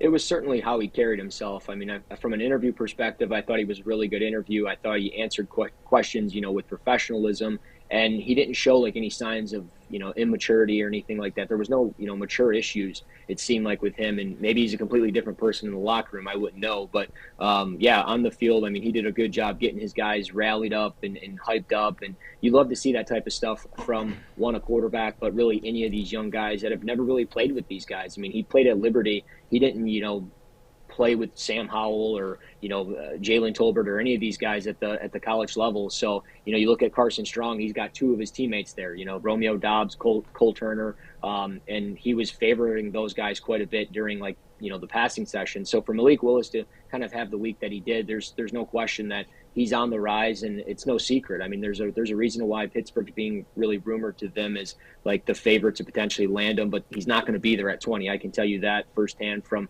some people I spoke with. Like he really seems like somebody that's probably going to go somewhere in that top 12, top 13 range because of just the talent that he has and kind of the week that he had. And then just to follow up on that, out of all the quarterbacks you got to witness, to me, watching the Senior Bowl, it looked like there was really only one quarterback that, in my opinion, that you could see starting day one, and that might be Kenny Pickett. Am I wrong on that assessment? And watching the quarterbacks, what maybe differ of an opinion do you have on that? I would agree with you there. I mean, I think Kenny Pickett is, and I hate to say it about the guy because he's very talented, but I think the high-end ceiling that you see with him is probably going to be, comparable to Derek Carr. I think when you watch those two side by side, like rolling out of the pocket or navigating in between the pocket, I think, it's very comparable to Derek Carr. But what you see with Pickett is kind of what you get. And I don't think that's a bad thing, but I'm just concerned Malik Willis could potentially really develop into, I don't want to say a superstar type quarterback, but maybe he is, a poor man's Russell Wilson in a sense. And I think you would take a poor man's Russell Wilson over a Derek Carr if you had to compare players. I don't like comparing players. I like to let them be their own selves. But I'm with you. If you needed a guy to come in day one, I would take Kenny Pickett, and that's why I circle Carolina at 6, because I think they kind of have a ready-made roster. They could probably improve their offensive line, but defensively it's there. They have some pieces offensively, with Christian McCaffrey, DJ Moore, and stuff like that. So if you had Kenny Pickett in there, who's already got a good relationship with Matt Rule from his recruitment at Temple, I think you go ahead and pull the trigger there. For sure. Russell, I do want to ask you about throwing mechanics, especially for Malik Willis. He's the talk of the town right now in Detroit. I think Kenny Pickett is the most NFL-ready quarterback. But walk me through, just as a scout, when we're assessing, ability to throw the football, we're looking at footwork, ability to do a 3, 5, 7-step drop. Look, can he make plays with his feet? Absolutely. That's great. But can he throw the 5-yard out route? Can he throw a comeback route on the dime? Can he Can he make anticipation throws? I think that's my biggest concern and question with Malik Willis. Have you seen anything that, one, pushes it in that direction, or two, maybe goes against maybe the way I'm thinking right now?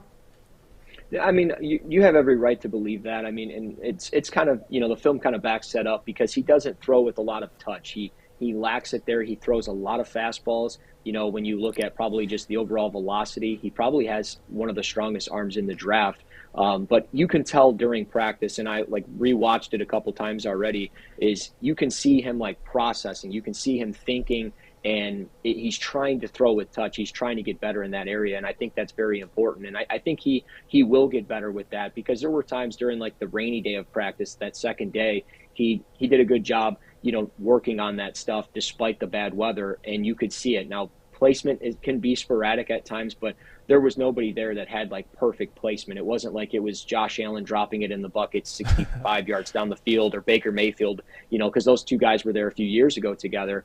It wasn't anything like that, but he was able to kind of put it on display. And I think that's just what you see with him is if you've got a good quarterback coach or just a good offensive coach, they're going to look at it and say, hey, I can develop this guy. Let me get my hands on him. And with what he provides from a mobility standpoint, that's a big bonus, I think, as you get past the 50, especially once you get into the red zone. So I think there's a lot of intrigue with him of just, again, the maturity, the overall skill set. And with things like that, anticipation and touch, you'll get better in that area. And maybe he won't. But, I mean, I think if your job's on the line in the NFL, if you feel like you can develop that guy, you got to take him.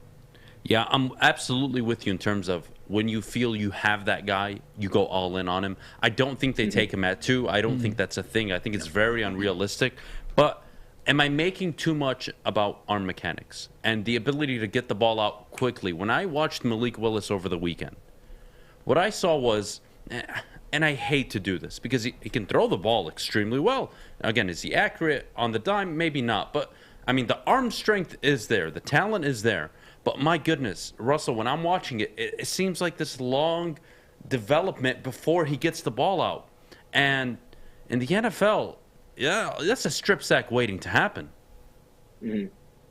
Yeah, and it is. I mean, he's got to clean those things up, and I think that's the thing that probably he has to work on the most. Not so much throwing with touch or even ball placement. It is just making sure that his arm is really like an even flow and not really like the baseball throwing motion or this long motion of trying to get it out, with the perfect mechanic. It's more so just getting it out and getting it out quickly. And I think he will. I mean, it'll take some time. It'll take some adjustment. But I highly doubt at Liberty he was getting the coaching that he would have gotten if he would have stayed at Auburn or probably any other D1 school. So I think that's the key is, what he's been dealing with the last, year or two with the coaches and the talent level around him. Because when you look at, just his players around him, his offensive line, I mean, back at that Syracuse game, that one stands out. There was like no time for him to throw, but there were times that he was dropping it, in the bucket. So I think, it'll come with time with him. And, it's just one of those things where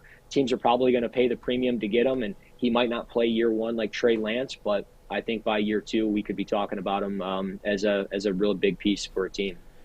And real quick, Russell, before we let you go, I want to drop this question on you from a Lions fan perspective. Listen, Lions are standing there at number 2, and I know you know this draft class very well, aside from the Senior Bowl. How tough, or in your opinion, let's pretend you're the Lions general manager, and you have Kayvon and Aiden Hutchinson fall into your lap. If you're Brad Holmes, what's the hardest part about maybe evaluating the two guys, and maybe who do you prefer a little more than the other? Just putting you on the spot now.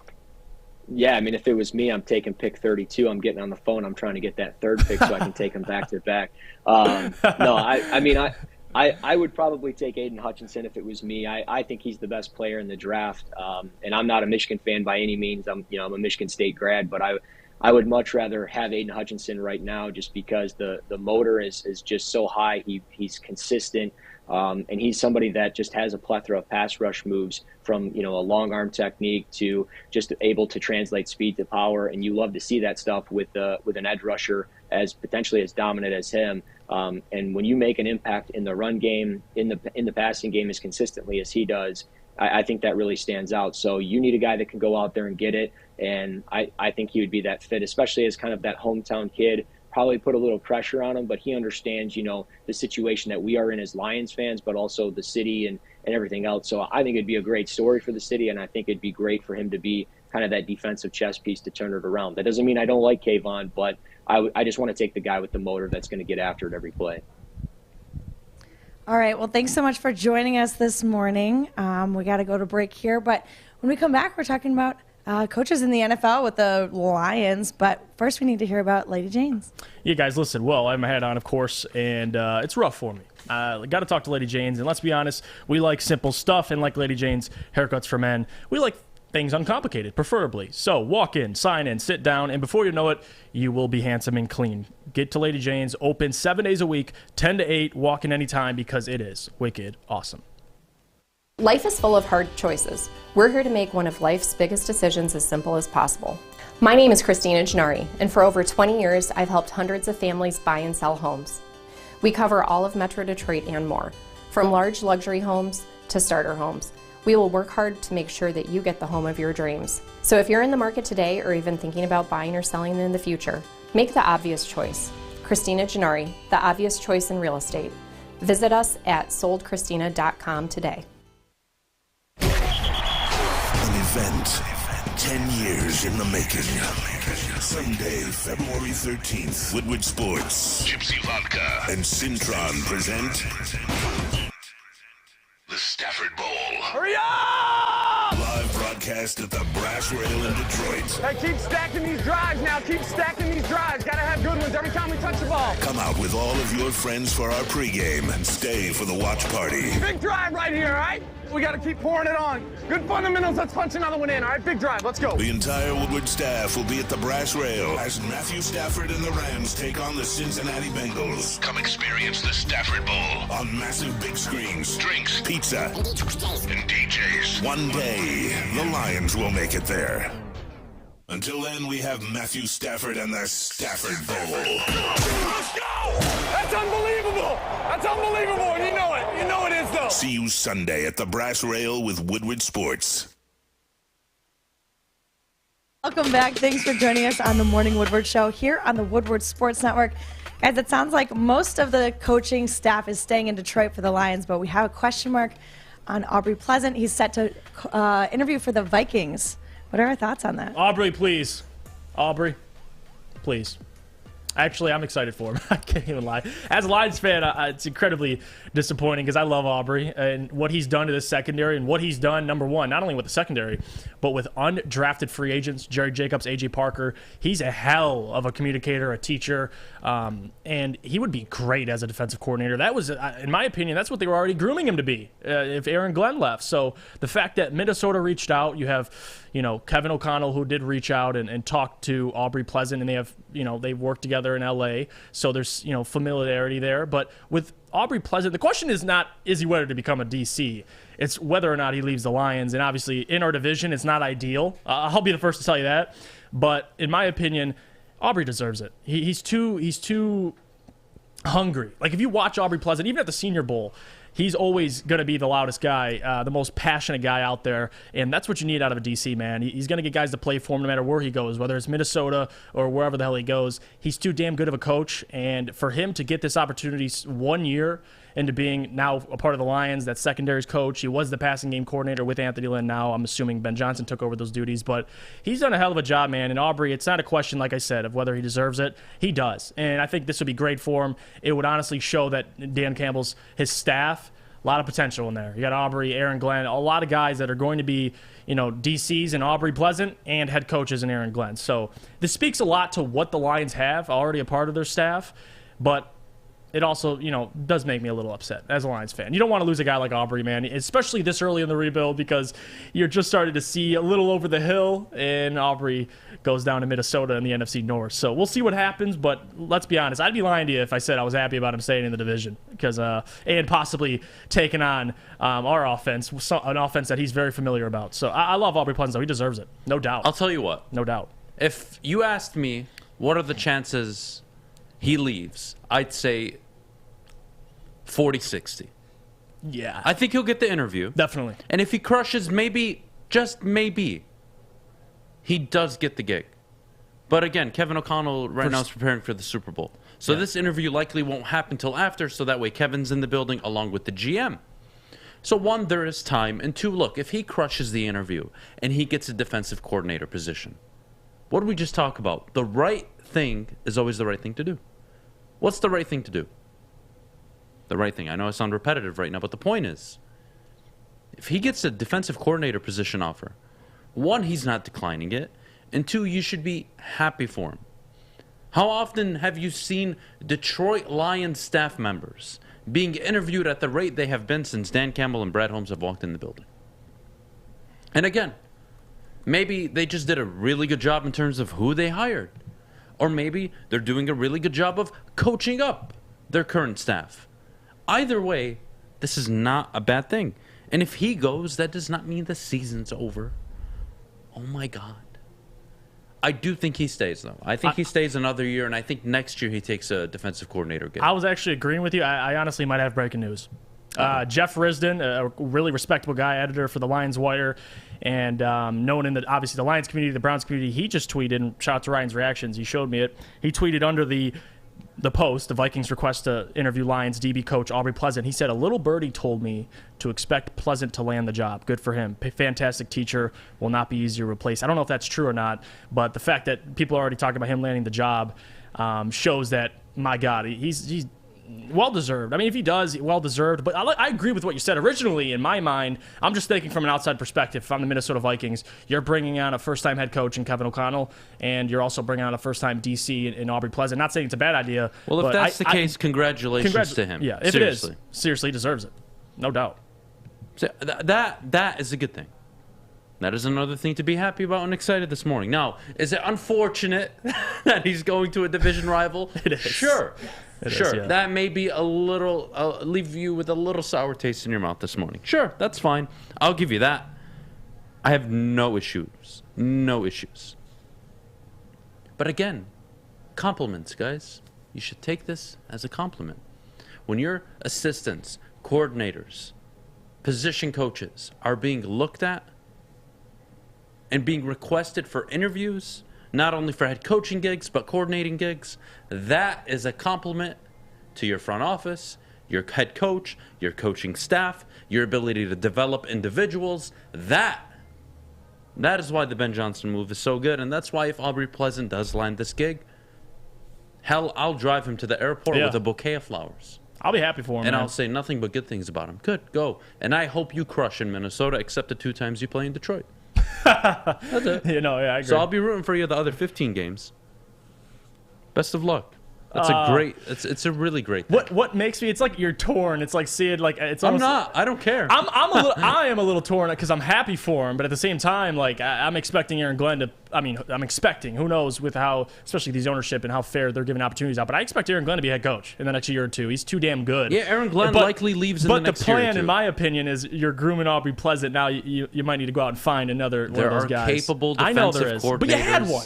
You had a guy. I know, but there are capable ones out there, and you can't tell me that if the project ends up working in 365 days, or maybe 400, 500, 600 days, and they're a 10, 11 win football team by then, you can't tell me there's not going to be a defensive coordinator after yours leaves, that one isn't already on your staff, or 2 isn't willing to come to a team that is a good football team. Yeah, no, you're right. Especially a defense that has been groomed by Aaron Glenn for now 2 years, potentially maybe 3. Mm-hmm. With more talent. A lot of people would be interested in the gig, especially if the Lions are successful. Again, does their coaches being interviewed, does Ben Johnson being promoted, does all this mean they will win football games? No, it doesn't. But again, this has not happened before. And not only has it not happened before, do not be ignorant to the fact that things are starting to look like a standard professional winning football operation. Again, does it mean Super Bowl, division, playoff wins? No, it doesn't. That's on the players and the coaches and the GM. They can figure that out. But these little wins that you have along the way matter. They matter. Can't believe this is what I'm walking to this morning. Isn't that awesome? It's honestly great. Like, as a Lions fan, I am happy because it shows that, number one, we're getting out. It's a coaching tree that Dan Campbell's slowly building, and something that I haven't seen really in Detroit in a while. So the fact is, happy for Aubrey Pleasant. Jeff Risdon, obviously respectable guy. He tweeted out he's already heard that it's most likely going to be Aubrey Pleasant. Now, we're going to have to wait and see, but I wouldn't be surprised. Like, he's going to get an interview, and I have no doubt in my mind Aubrey Pleasant's going to crush that interview. Like, there's no doubt in my mind, especially if there's already a rapport there with Kevin O'Connell, Aubrey Pleasant, and you know what? Good for the Vikings, man. I mean, they're hiring good guys. From the outside perspective, it seems like Kevin O'Connell, I like him. I like Aubrey Pleasant, of course. We know what he is and what he does as being a teacher of other players and guys to play for him. So, as a Lions fan, I wish him success. No, I don't. I mean, at the same time. But I'm happy for Aubrey Pleasant, though. He's awesome. I think it's nothing but a compliment and a testament to your coaching staff. So I really have no issues with it. Even if he's a head coach of the Vikings, I don't care anymore.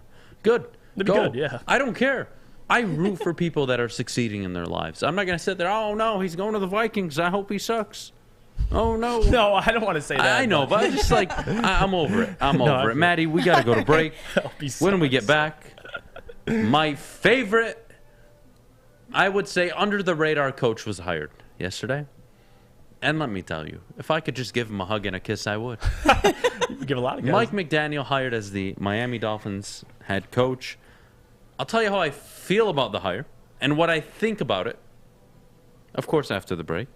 But there's also other hires that were happening yesterday. Yes. Lovie Smith, Dennis Allen. We'll get to all. We'll cover all of them after the break. We'll cover all of them. We can't wait to hear what you have to say, as always. But first, can we hear about Cintron? Yeah, listen, guys, I'm drinking my Cintron currently, getting me through this morning. A lovely morning with Ben Johnson as now the OC.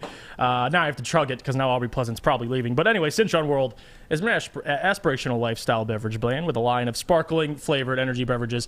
I can tell you firsthand, it's absolutely delicious. And premium bottled water and revitalizer shots, Cintron is the official energy drink of the Red Wings, proud partners with the Detroit Pistons, and exclusively served at Little Caesars Arena. So go get you one when you're down there. If you're looking for premium ingredients, long-lasting energy, a balanced hydration, essential vitamins, and a great taste, Cintron is your top choice. So buy online right now at cintronworld.com. Use the promo code RedWings10. Save 10% with shipping included. Don't forget, drink it, live it with Cintron. Hi, my diamonds. It's Crystal with an X. You want to get hot and perfect like me? Here's my super easy routine. Drink at least a gallon of water before you wake up. Attach a weight to everything in your house. Sell your car and just sprint everywhere. Scream when you exhale. Don't follow Crystal with an X. Do your own thing at Planet Fitness with tons of equipment and free fitness training in our clean and spacious clubs. Join now for just $10 a month and cancel anytime. Here at Woodward Sports, we're always up for a good cause and a good time. This year, we present the 2022 Cupid Run. Yeah, you heard right. Time to get in our underwear and run the streets of Detroit. For the last 12 years, we've stripped down, ran in the cold, and partied to raise money to help fund research to end NF. February 12th, join the staff from Woodward Sports and hundreds of other beautiful people downtown at the Tin Roof. You can register as an individual or your team today at woodwardsports.com. So start doing those squats, sit-ups, or just some 12-ounce curls. And get ready for Cupid's Undie Run 2022. Sponsored by the awesome people at Gypsy Vodka, Cintron, and Planet Fitness. We'll see you February 12th at the Tin Roof. In our underwear. Thank you to Chili Peppers Tanning. Welcome back. Thanks for joining us on the Morning Woodward Show here on the Woodward Sports Network. We've got NFL coaching hires across the board. Adam, just go My ahead. boy, who technically earned me a coffee yesterday, Mike McDaniel. Not Lovie Smith. Mike McDaniel was hired yesterday. Look, jokes aside, I love that guy. I really do. Again, guys, what do your peers and your former coworkers say about you? That matters. Yep. References matter. And when Kyle Shanahan, Robert Saleh, Gary Kubiak, Matt LaFleur, Kevin O'Connell, Sean McVay, when everybody is extremely complimentary about you and your ability to not only coach the game of football, but teach it, communicate it, understand it, boy, does that feel good. I am so happy for him. I really am. And you have to understand something about Miami. The Miami offense is going to change significantly. Expect a Niners-esque offense in terms of zone running. Yeah. And Miami's really the complete opposite of San Francisco. So it'll be a makeup job, but you have to remember Tua played at Alabama in a similar scheme that Kyle Shanahan runs. And obviously Mike McDaniel. So this language barrier or this new offense that people are talking about, this isn't much different for Tua. He'll understand it all. He'll understand the verbiage. I think it's a great fit. Now, did I think Miami was the most attractive job given they fired Flores, but not because he wasn't performing, but because the clear dispute between the GM and the head coach? Okay, fine. I wasn't a fan of the Miami job, but you know what? You don't say no to an NFL offer. And Mike McDaniel, you talk about a guy with swag, an ability to communicate well. I love the hire. Look, in that division, my money would be on the Bills to win it, Miami to finish second, and New England to take a step back next year. Just my 2 cents. Mm-hmm. I think they're going to be able to win right away, given he'll get more out of Tua, more out of Waddle. They need to address the offensive line and the running back position. Which they will. They need a running back. Kenneth Walker III, maybe? I'll get that train going. I'm just saying, Mike McDaniel, out of all these hires, is clearly my favorite. Lovie Smith hired by the Texans. What do I think? Placeholder. I think it's a joke. It's a joke, absolutely. And again, you want to give opportunity to certain coaches. I don't know. Texans, I probably would have preferred Flores. But again, the Texans are being held hostage by Deshaun Watson. Nobody wants that job. Yeah, why didn't they just keep Culley for another year? I wouldn't want that job. And that's the thing. It's like, you fired Culley. Yeah. You still haven't solved the Watson situation. He could have settled in court months ago for 6 figures. And it's now, what, 20, 30 people added to the lawsuit now? I mean, it's a complete disaster in Houston. I don't know why anybody would want that job. Mm. And I think it's pretty pathetic. It really is. It is. It's you fired this guy to bring in another guy that you will fire in 2 years. Yeah, the same. Book it now. Lovie Smith will be fired in 2 years. Mm-hmm. He will have a losing record in Houston. Maybe even next year. Maybe even at the end of next year. Sad. Who knows? And that's the thing. It's like, really? That was the hire? And not only was that the hire, you don't even know what you're doing. So you're not committing to Lovie for 5 years. No. And honestly, as a GM, I wouldn't have even given Lovie an interview. So the fact that you hired him tells me everything about what's next, which means you're firing him in the next year or 2. Jesus Christ, man. The optics of this just don't add up. And they don't look right. No, I know it doesn't. And to go back to your Mike McDaniel point, I think Mike McDaniel, to me, still is probably the most favorite hire out of all these guys, considering he is one of the last guys to come from that Shanahan tree in Washington. Kyle brought him everywhere he went. He was an offensive assistant in Atlanta, took him all the way to San Francisco. He was his run game coordinator. Now he's his offensive coordinator, and he did a hell of a job. So deservingly so, Mike McDaniel gets the job. Maybe not the most ideal situation from ownership perspective, but definitely in the team's perspective. Mike McDaniel's talked about he likes what he has in Tua, his ability to get the ball out quickly, ability to use his legs when he has to. Like, I think he likes Tua. He likes the offense they have defensively. They already have pieces. They might probably keep a lot of their defensive staff they have in Miami. But if we're talking about Lovie Smith, the thing that frustrates me the most is the idea of hiring a guy like David Culley is, okay, we're going to wait till next year and see what head coaches arise and who you can look at and hire. So they wait. They fire David Culley. Say what you want about it. We had that discussion. It didn't really make a lot of sense. But anyway, they fire him. And they looked around for a while. They had Brian Flores. They had multiple other interviews, Gerard Mayo. They had other guys, former Patriots, clearly. But they hired Lovie Smith. And that tells me a lot, like Adam already reiterated, I'm going to reiterate again. It tells me a lot about the Houston Texans organization and what they value and where they're at right now as an organization. The fact that you fired David Culley, and now you're going to bring his, I believe he's an assistant coach, now up into the head coach in Lovie Smith. I mean, it's apples and oranges at this point. Like, it's tomato. I mean, you're looking at, what are we doing here? You're probably going to fire Lovie Smith next year, which, does he deserve it? No. And it's not fair to any head coach that has to accept a job and actually put in effort for the entire year and you just get rid of him. But at the same time, Houston, I'm not surprised. But moving on to the next one, Dennis Allen to succeed Sean Payton. And Dennis Allen, I think this is the one we all sort of assumed. I mean, if we're playing fantasy land, I would have loved Byron to get an opportunity, but at the same time, that ain't going to happen. Dennis Allen is one of the only guys left on that staff that you can look at, former head coach. He knows the culture of the Saints, and players they love him already. So he was the best hire for the Saints. Now, will it work? I don't know. I'm excited to see it.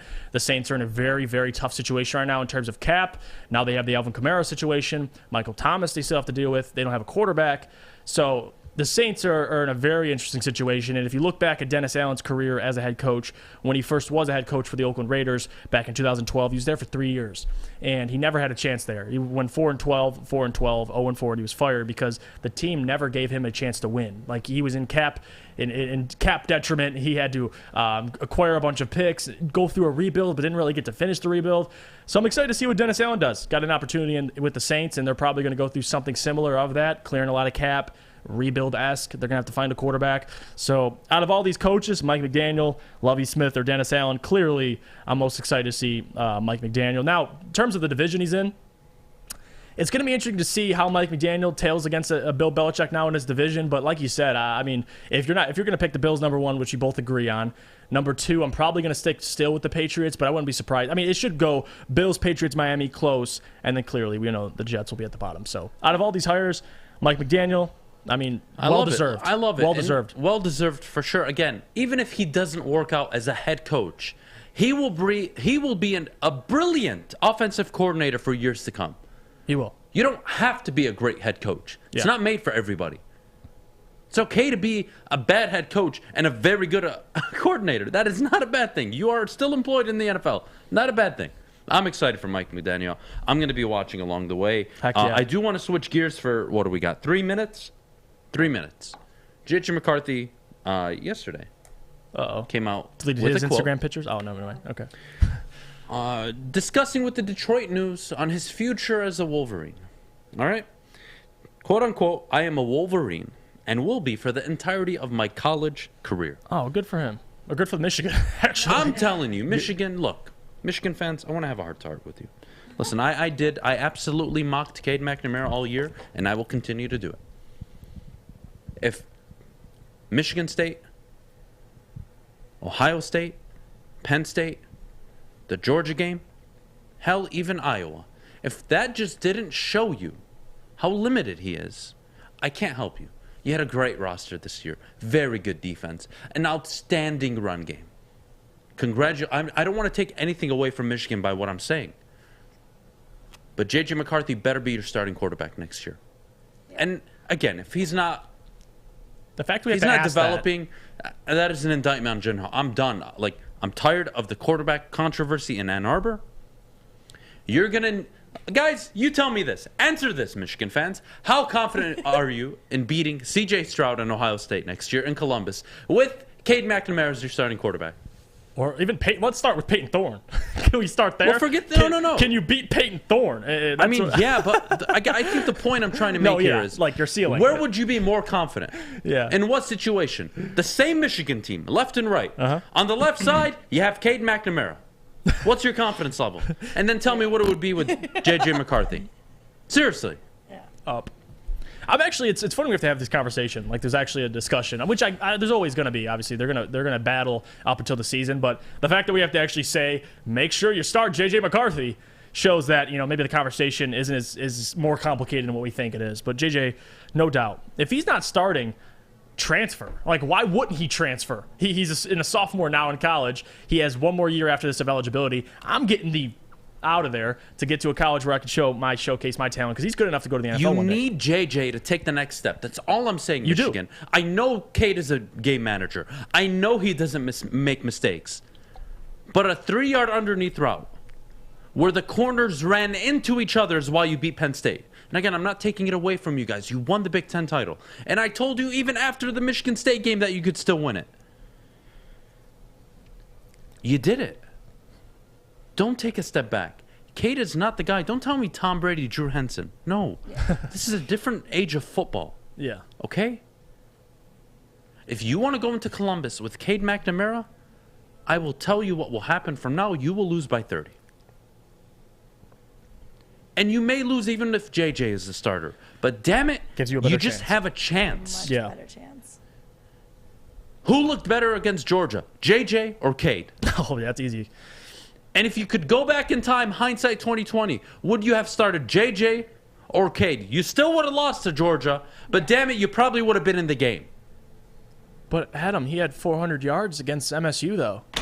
You lost! He couldn't complete a pass in the fourth quarter.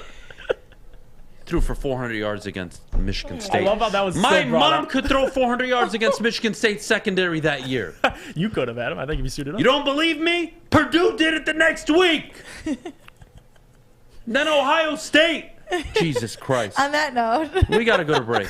we're going to go to break. When we come back, we're talking about the Super Bowl. But first, we need to hear about Guardian Alarm. Well, yeah, we talk about that Michigan defense, and they're not going to be the same this year, but I tell you what will be the same is Guardian Alarm, because they get it. Good defense on and off the field. Helps you feel secure. Guardian Alarm has state-of-the-art technology that helps not only you feel safe, but they also have 24/7 local monitoring, which is very, very important. Guardian Alarm has convenient features that you check in on your home, control lights and temperatures, or detect smoke and carbon monoxide.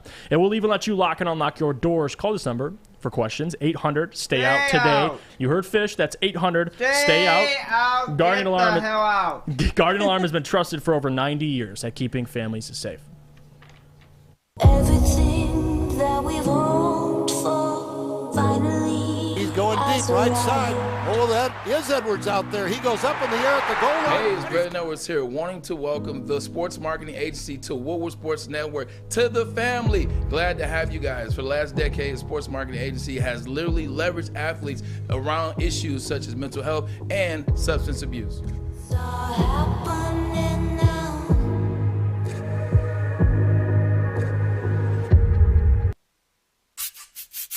You don't have to go to the beach, man.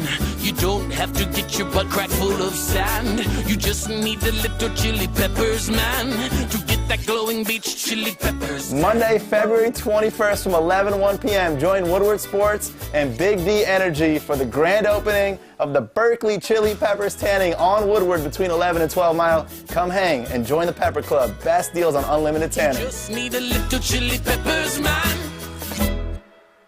Woodward Sports. Missed part of the show today? Watch again on YouTube or download the podcast anywhere you listen to podcasts.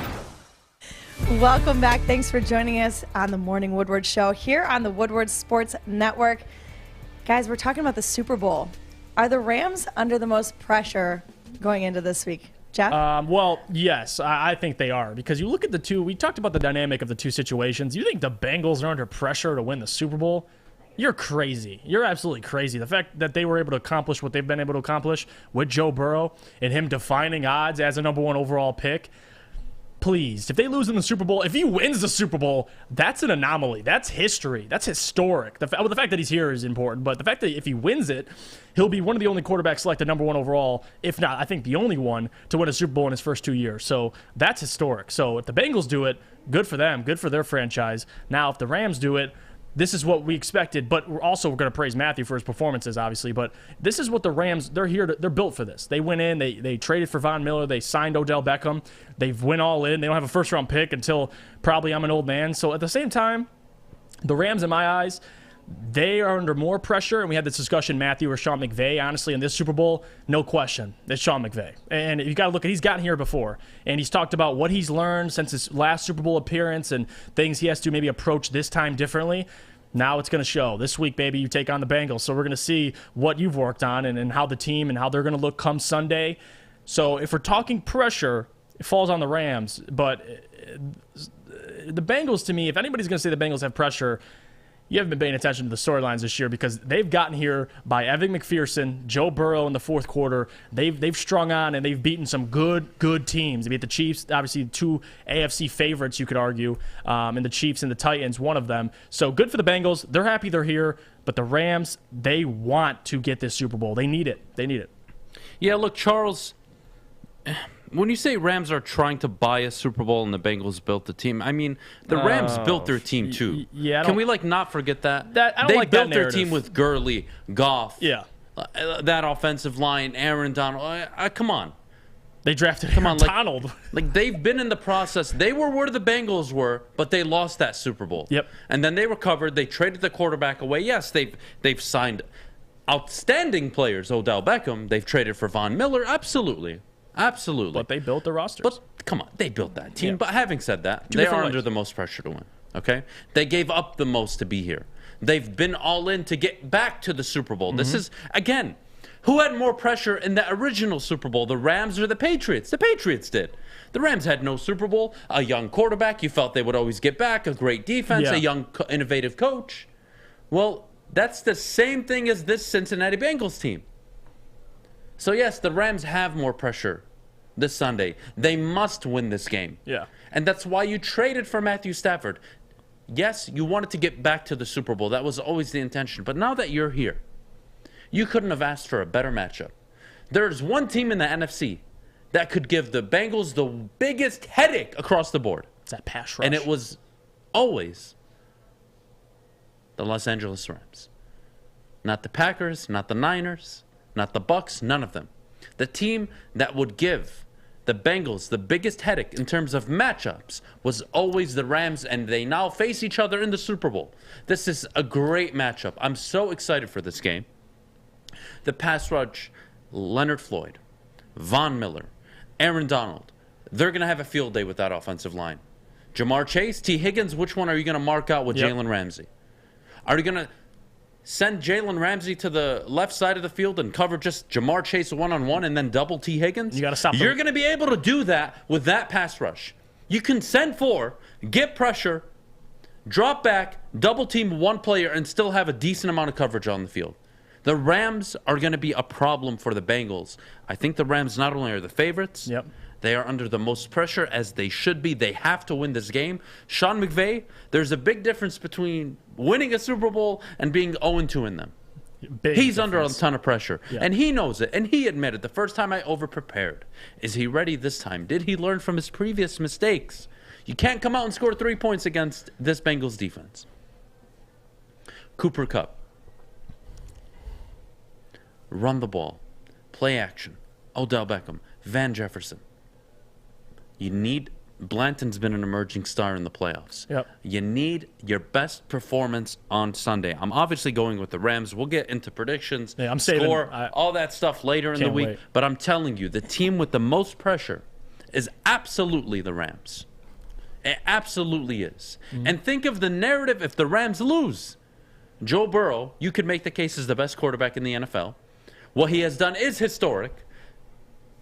The first #1 overall pick in his first 2 seasons to win a Super Bowl. We got to start respecting Let alone to get to one. Let alone to get to a conference championship game. Put some respect on Zach Taylor's name as well. I think Zach Taylor becomes elevated. a Super Bowl winning coach. The Mike Shanahan tree becomes Zach Taylor, Super Bowl winning coach. Kyle Shanahan been to a Super Bowl. Sean McVay been to multiple Super Bowls. And now Matt LaFleur, 2 NFC title games. Just close. He was close. And now Mike McDaniel surfacing up along with Kevin O'Connell. Holy hell, man! Talk about a tree. And I'm not to sway the conversation, but you talk about how important that is. You said ask Washington in your tweet last night how important it is to keep those guys together. But talking about Zach Taylor, I want to address this real quick, especially considering how much pressure the Rams are under. And you talk about it, the Bengals win. Zach Taylor beats the coach he worked for only a couple of years ago. So the narrative now switches. Sean McVay wins the Super Bowl. It'll solidify his legacy. It'll solidify Matthew's legacy, Von Miller's legacy. Or not Von Miller, he already has the Super Bowl. Odell's legacy. So a lot of guys need this more than obviously the Bengals. The Bengals... they're going to have a chance to be back. None of these guys need extensions yet. Jamar Chase is on a rookie deal. Joe Burrow's on a rookie deal. The Rams are going to have to find a way to keep these guys together. So longevity-wise, Rams are under some more pressure. I think everyone acknowledges that. I don't want to give away all my stuff for the rest of the week, but I will say Aaron Donald, Pistons fan, I'm with you 100%. That is my pick for MVP. Him and Cooper Kupp are like a 1A and 1B. But for sure, Donald, I'm going to be putting some serious money on him to get MVP. I think he's a 2-3 sack guy, minimum. You double him, good luck. Von Miller's coming off the edge. You got Leonard Floyd. They're going to be running stunts. Good luck, Cincinnati. The Chiefs showed you, or excuse me, the Tennessee Titans showed you how to get to Joe Burrow. They sacked him 9 times. The film's out there. It's going to be a great game. It really is. We got to go to break. When we get back, mailbag time, Jeff. Tell them all to start getting their questions in the chat. But before we go, I got to tell you about Gypsy Vodka. Gypsy is the best tasting, smoothest vodka on the market. Gypsy is gluten-free and corn distilled 6 times using artesian spring water. Support our local brothers who are locally owned and family operated in Petoskey, Michigan. Again, ask for it by the name of Gypsy. And as always, drink responsibly. I'm Kay Cunningham. Working with Hall Financial to purchase my first home was easier than I could have ever imagined. They treated me like family from start to finish. Find out for yourself at callhallfirst.com. Fellas, football season is here. It's time to make your grooming experience easy like Sunday morning. Get to Lady Jane's Haircuts for Men. Walk in, relax, watch your favorite team play, and before you know it, your hair will be game ready. Get to Lady Jane's, open 10 to 8, 7 days a week. Walk in anytime. It's wicked awesome.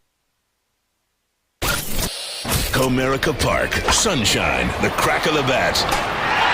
More sunshine, warmth. We're almost there, Detroit. Summer 2022 will be the summer of Woodward sports. We just gotta make it through this damn cold first. Welcome back to the Morning Woodward Show here on the Woodward Sports Network. Guys, the final 10 minutes down the stretch. Here we go. We got to start with questions in the chat. We're going to start with one funky. Adam, who would you rather have in the first round? Tibbin Sign or Ham and Mafi? Wow. Man, that's a tough one. Neither. I don't know how I feel about Thibodeau, man. I don't. Thibodeau and Sign seem like the better fit. You solve the safety position and the edge rusher position. So, man, that's a tough one. That's a great question, man. Yeah, I'm gonna say neither. Just in those, I'll go with Thibodeau and Sign. Look, you address the safety and the edge rusher position. I have no problem with that. I really don't. On the topic of avoiding tanking, like Steve and Russ, how about instead of the Pro Bowl, we have the 4 worst teams? No. I saw that. No. The toilet bowl. No, another game. Good luck convincing and paying these players to play another game where they have to win. It's meaningless. To get no. Hell no. Please, God, no. Especially if you're a player who could give a rat's ass about the draft. Yeah, good luck with that. Do you see any advantage to the Detroit Lions trading away this year's first round 32nd overall pick? I mean, I do, of course. Especially, you got to look at the fact that we have that pick in the last pick in the first round, because you could trade back into the second round. There's going to be teams that want to trade up to get that pick for contract situations, whatever. You have that longer rookie deal, it's guaranteed money. So I honestly don't mind it. It depends who falls, though. That's what I'm waiting for. To tell you this prematurely, I don't know who will be there, but as of right now, I wouldn't mind it at all. What's the over-under? Harbaugh is out after the next season, after his last debacle. Over-under, Jim Harbaugh is out next season. I honestly, I don't know what the over-under, the number you're putting, but I don't think he's out next year. Adam, this question for you. Adam, do you truly believe that McVay has to commit to the run and not just occasional play action, run clock, and keep turnovers down and get Joe Burrow off the field? Yeah, no. Look, you got to trust the guy that's gotten you there. Yeah, 100%. Matthew Stafford's arm has gotten you to where you're at. You have Jared Goff. You do lose the game to Tampa Bay. That is a fact. You do lose to San Francisco. That is a fact with Jared Goff. Trust Matthew Stafford. He's gotten you all the way here. You got to die on your hill. You brought him in. Let him make the throws. Look, if you can establish the run like you did against Arizona, be my guest. Yeah. Be my guest. But I'm thinking this game is going to require some quarterback plays. Adam, I like this question a lot. Peyton Thorne or Cade McNamara at number 2? Peyton Thorne. Peyton Thorne over Cade McNamara any day of the week. Any day of the week. Those are my options. Look, the Texas A&M interior lineman, Leal. That's an interesting proposition, but you're probably going to want to trade back to get him, right? You're not going to draft him number 2 overall, are you? No. So there's that question done. Do you think the NFL should have an all-star-like break like the NBA midseason instead of the Pro Bowl? A break, and then what? They do a skills competition, they hang out. But how do you entertain the fans mid-season? While you're taking And the not break. only that, Anthony, what you also have to consider is how does that affect rhythm, right? So I'm losing my best players. I stay back at home. If I'm a coach, I want to be preparing. Yeah. I don't know how I feel about mid-season. And also it's not entertaining. And the difference is with the NBA, you have about 40 games to get your legs back under you. After that, if you would have an NFL mid-break, you'd have a handful of games, and you'd have to pretty much in the NFL, you got to go out and win. I mean, in the NBA, you come out slow after the All-Star break, you can turn that around. In the NFL, if you come out slow out of that, it would be an All-Star break, you're done. You're eliminated. So I think it's tough in the NFL to do it. Do you think the NFL should do whoever wins Pro Bowl, that conference should get more home games since it's an odd number? Guys, as much as I honestly love the ideas for the Pro Bowl, I don't know. They've tried a lot of different things. We had this conversation yesterday. I was throwing out ideas, throwing them at the wall, seeing if they'll stick. And at the end of the day, we kind of came to the point of the Pro Bowl has a lot more issues than just changing the format. There's the players. It's a lot of issues. I love this question. Do you think the Lakers general manager, LeBron James, should trade Westbrook to Detroit? Oh, hell no. No, they should trade Westbrook for anything right now. A bag of peanuts would be enough for them, I think. Having said that, no, Detroit should not be interested in Russell Westbrook. I can't believe it was actually the talk of the town that they should go after him in the offseason. All of you idiots, I have 2 middle fingers for you. Russell Westbrook. Yeah, no. You idiots. Russell Westbrook. What a joke. Lakers got our handcuffed, so good luck with that. How do we somehow get Devin Lloyd? You have to trade up because you're not taking him at 2 unless you trade back and you get 2 top 10 picks. And then maybe you walk away with what? Thibodeau and Lloyd? Hamilton and Lloyd? That'd be a hell of a haul. What do you trade back to? 5 and 1? Is a team willing to give up those 2 picks in the top 10 for the number 2 pick? Is the number 2 guy that much better than having 2 guys in the top 7, top 10? In this class? I don't know. I don't know how I feel about that. I think it's going to be extremely difficult. Did the Pistons make any trades this year? Ideally. Charles, I hope so. Ideally. I hope so. Please get rid of Jerami Grant. I cannot handle another day of him being on the roster. Oh, my goodness. If Russell Westbrook gets traded to Detroit, it would be the funniest thing. Isn't he on an expiring deal? He is set to make $47 million next year. Oh, he's got one more year left? $47 million. Think about that. Yeah, you know what? And that's why they're handcuffed, because there's only one team that can match his contract, and that's the Houston Rockets with John Wall. So who do you want? Russell Westbrook or John Wall? I mean, I don't know. I'll let them decide, because I don't want no part in that. No part in that. Yeah, I saw, Anthony. I saw. What he send you? Here, I'll show you guys. Oh, God. What is this? What are you guys doing to me this morning? Trying to do a show. Look, this is for our radio listeners, I got to explain what we're seeing right here. Take him to Detroit. No, not Detroit. Who would that be? It'd be the opposite That for would be Russell. We'd be like, keep him out. Keep him out of Detroit. Yeah, I think it would be us, where we were being punished. The way you punish Pistons fans is by giving us Russell Westbrook. That is a fact. That's a grenade. That's a grenade. Anyways, what's the least compensation you would accept for the number 2 pick? Ugh. Look, the Giants are probably the best suitors, along with the Jets. But it's going to be tough, guys. It's going to be tough to trade out of that pick. You got to get a significant haul. I want to be picking twice in the top 10, minimum. I think that's my standard. Yeah. Give me 2 top 10 picks, I'll live with it. If you can give me 2 top 10 picks, I'm willing to move off. And if I can get a Hamilton along with a Lloyd, I think that's a hell of a haul. Yeah, I would take that. And that doesn't include the number 32 pick or 31 pick, depending on what happens on Sunday. But that's it for today. Actually, you know what? We'll do one more question. Westbrook is garbage. You can't win with him. Who has? Nobody. That's a great point. Wouldn't that be Baker-esque? Essentially, I don't think the Eagles would trade 3 first-rounders for the 2nd pick. Steve-O, I am with you 100% on that. Do we have any more questions before we get out of here? Mel, like, just this funny one. Would you rather have Jerami Grant or Darko Milicic? That's such a random, just irrelevant question. But, Mike, to answer it, I would you know the rather answer. be shot in the head. Yeah, you know the answer, Mike. I'd rather be shot in the head. I'm 28 years old. I've lived a good life. I've given 28 outstanding years, I believe. I've committed myself to everywhere I've worked, my family. So if that's the hill I got to die on, well, I'm dead. So be it. So be it. No, Maddie, you're too complimentary. Russell Westbrook would not do as much as Blake Griffin. He would do less. He would come in. Sadiq Bey would get worse. Killian Hayes would get worse. Cade Cunningham would get worse. At least Blake. But he would be getting triple-doubles, so that's all that matters, right? He's the triple-double king. He would sell tickets. Even though Luka Doncic has the most 30, 10, and 15s. Only behind Oscar Robinson. All time.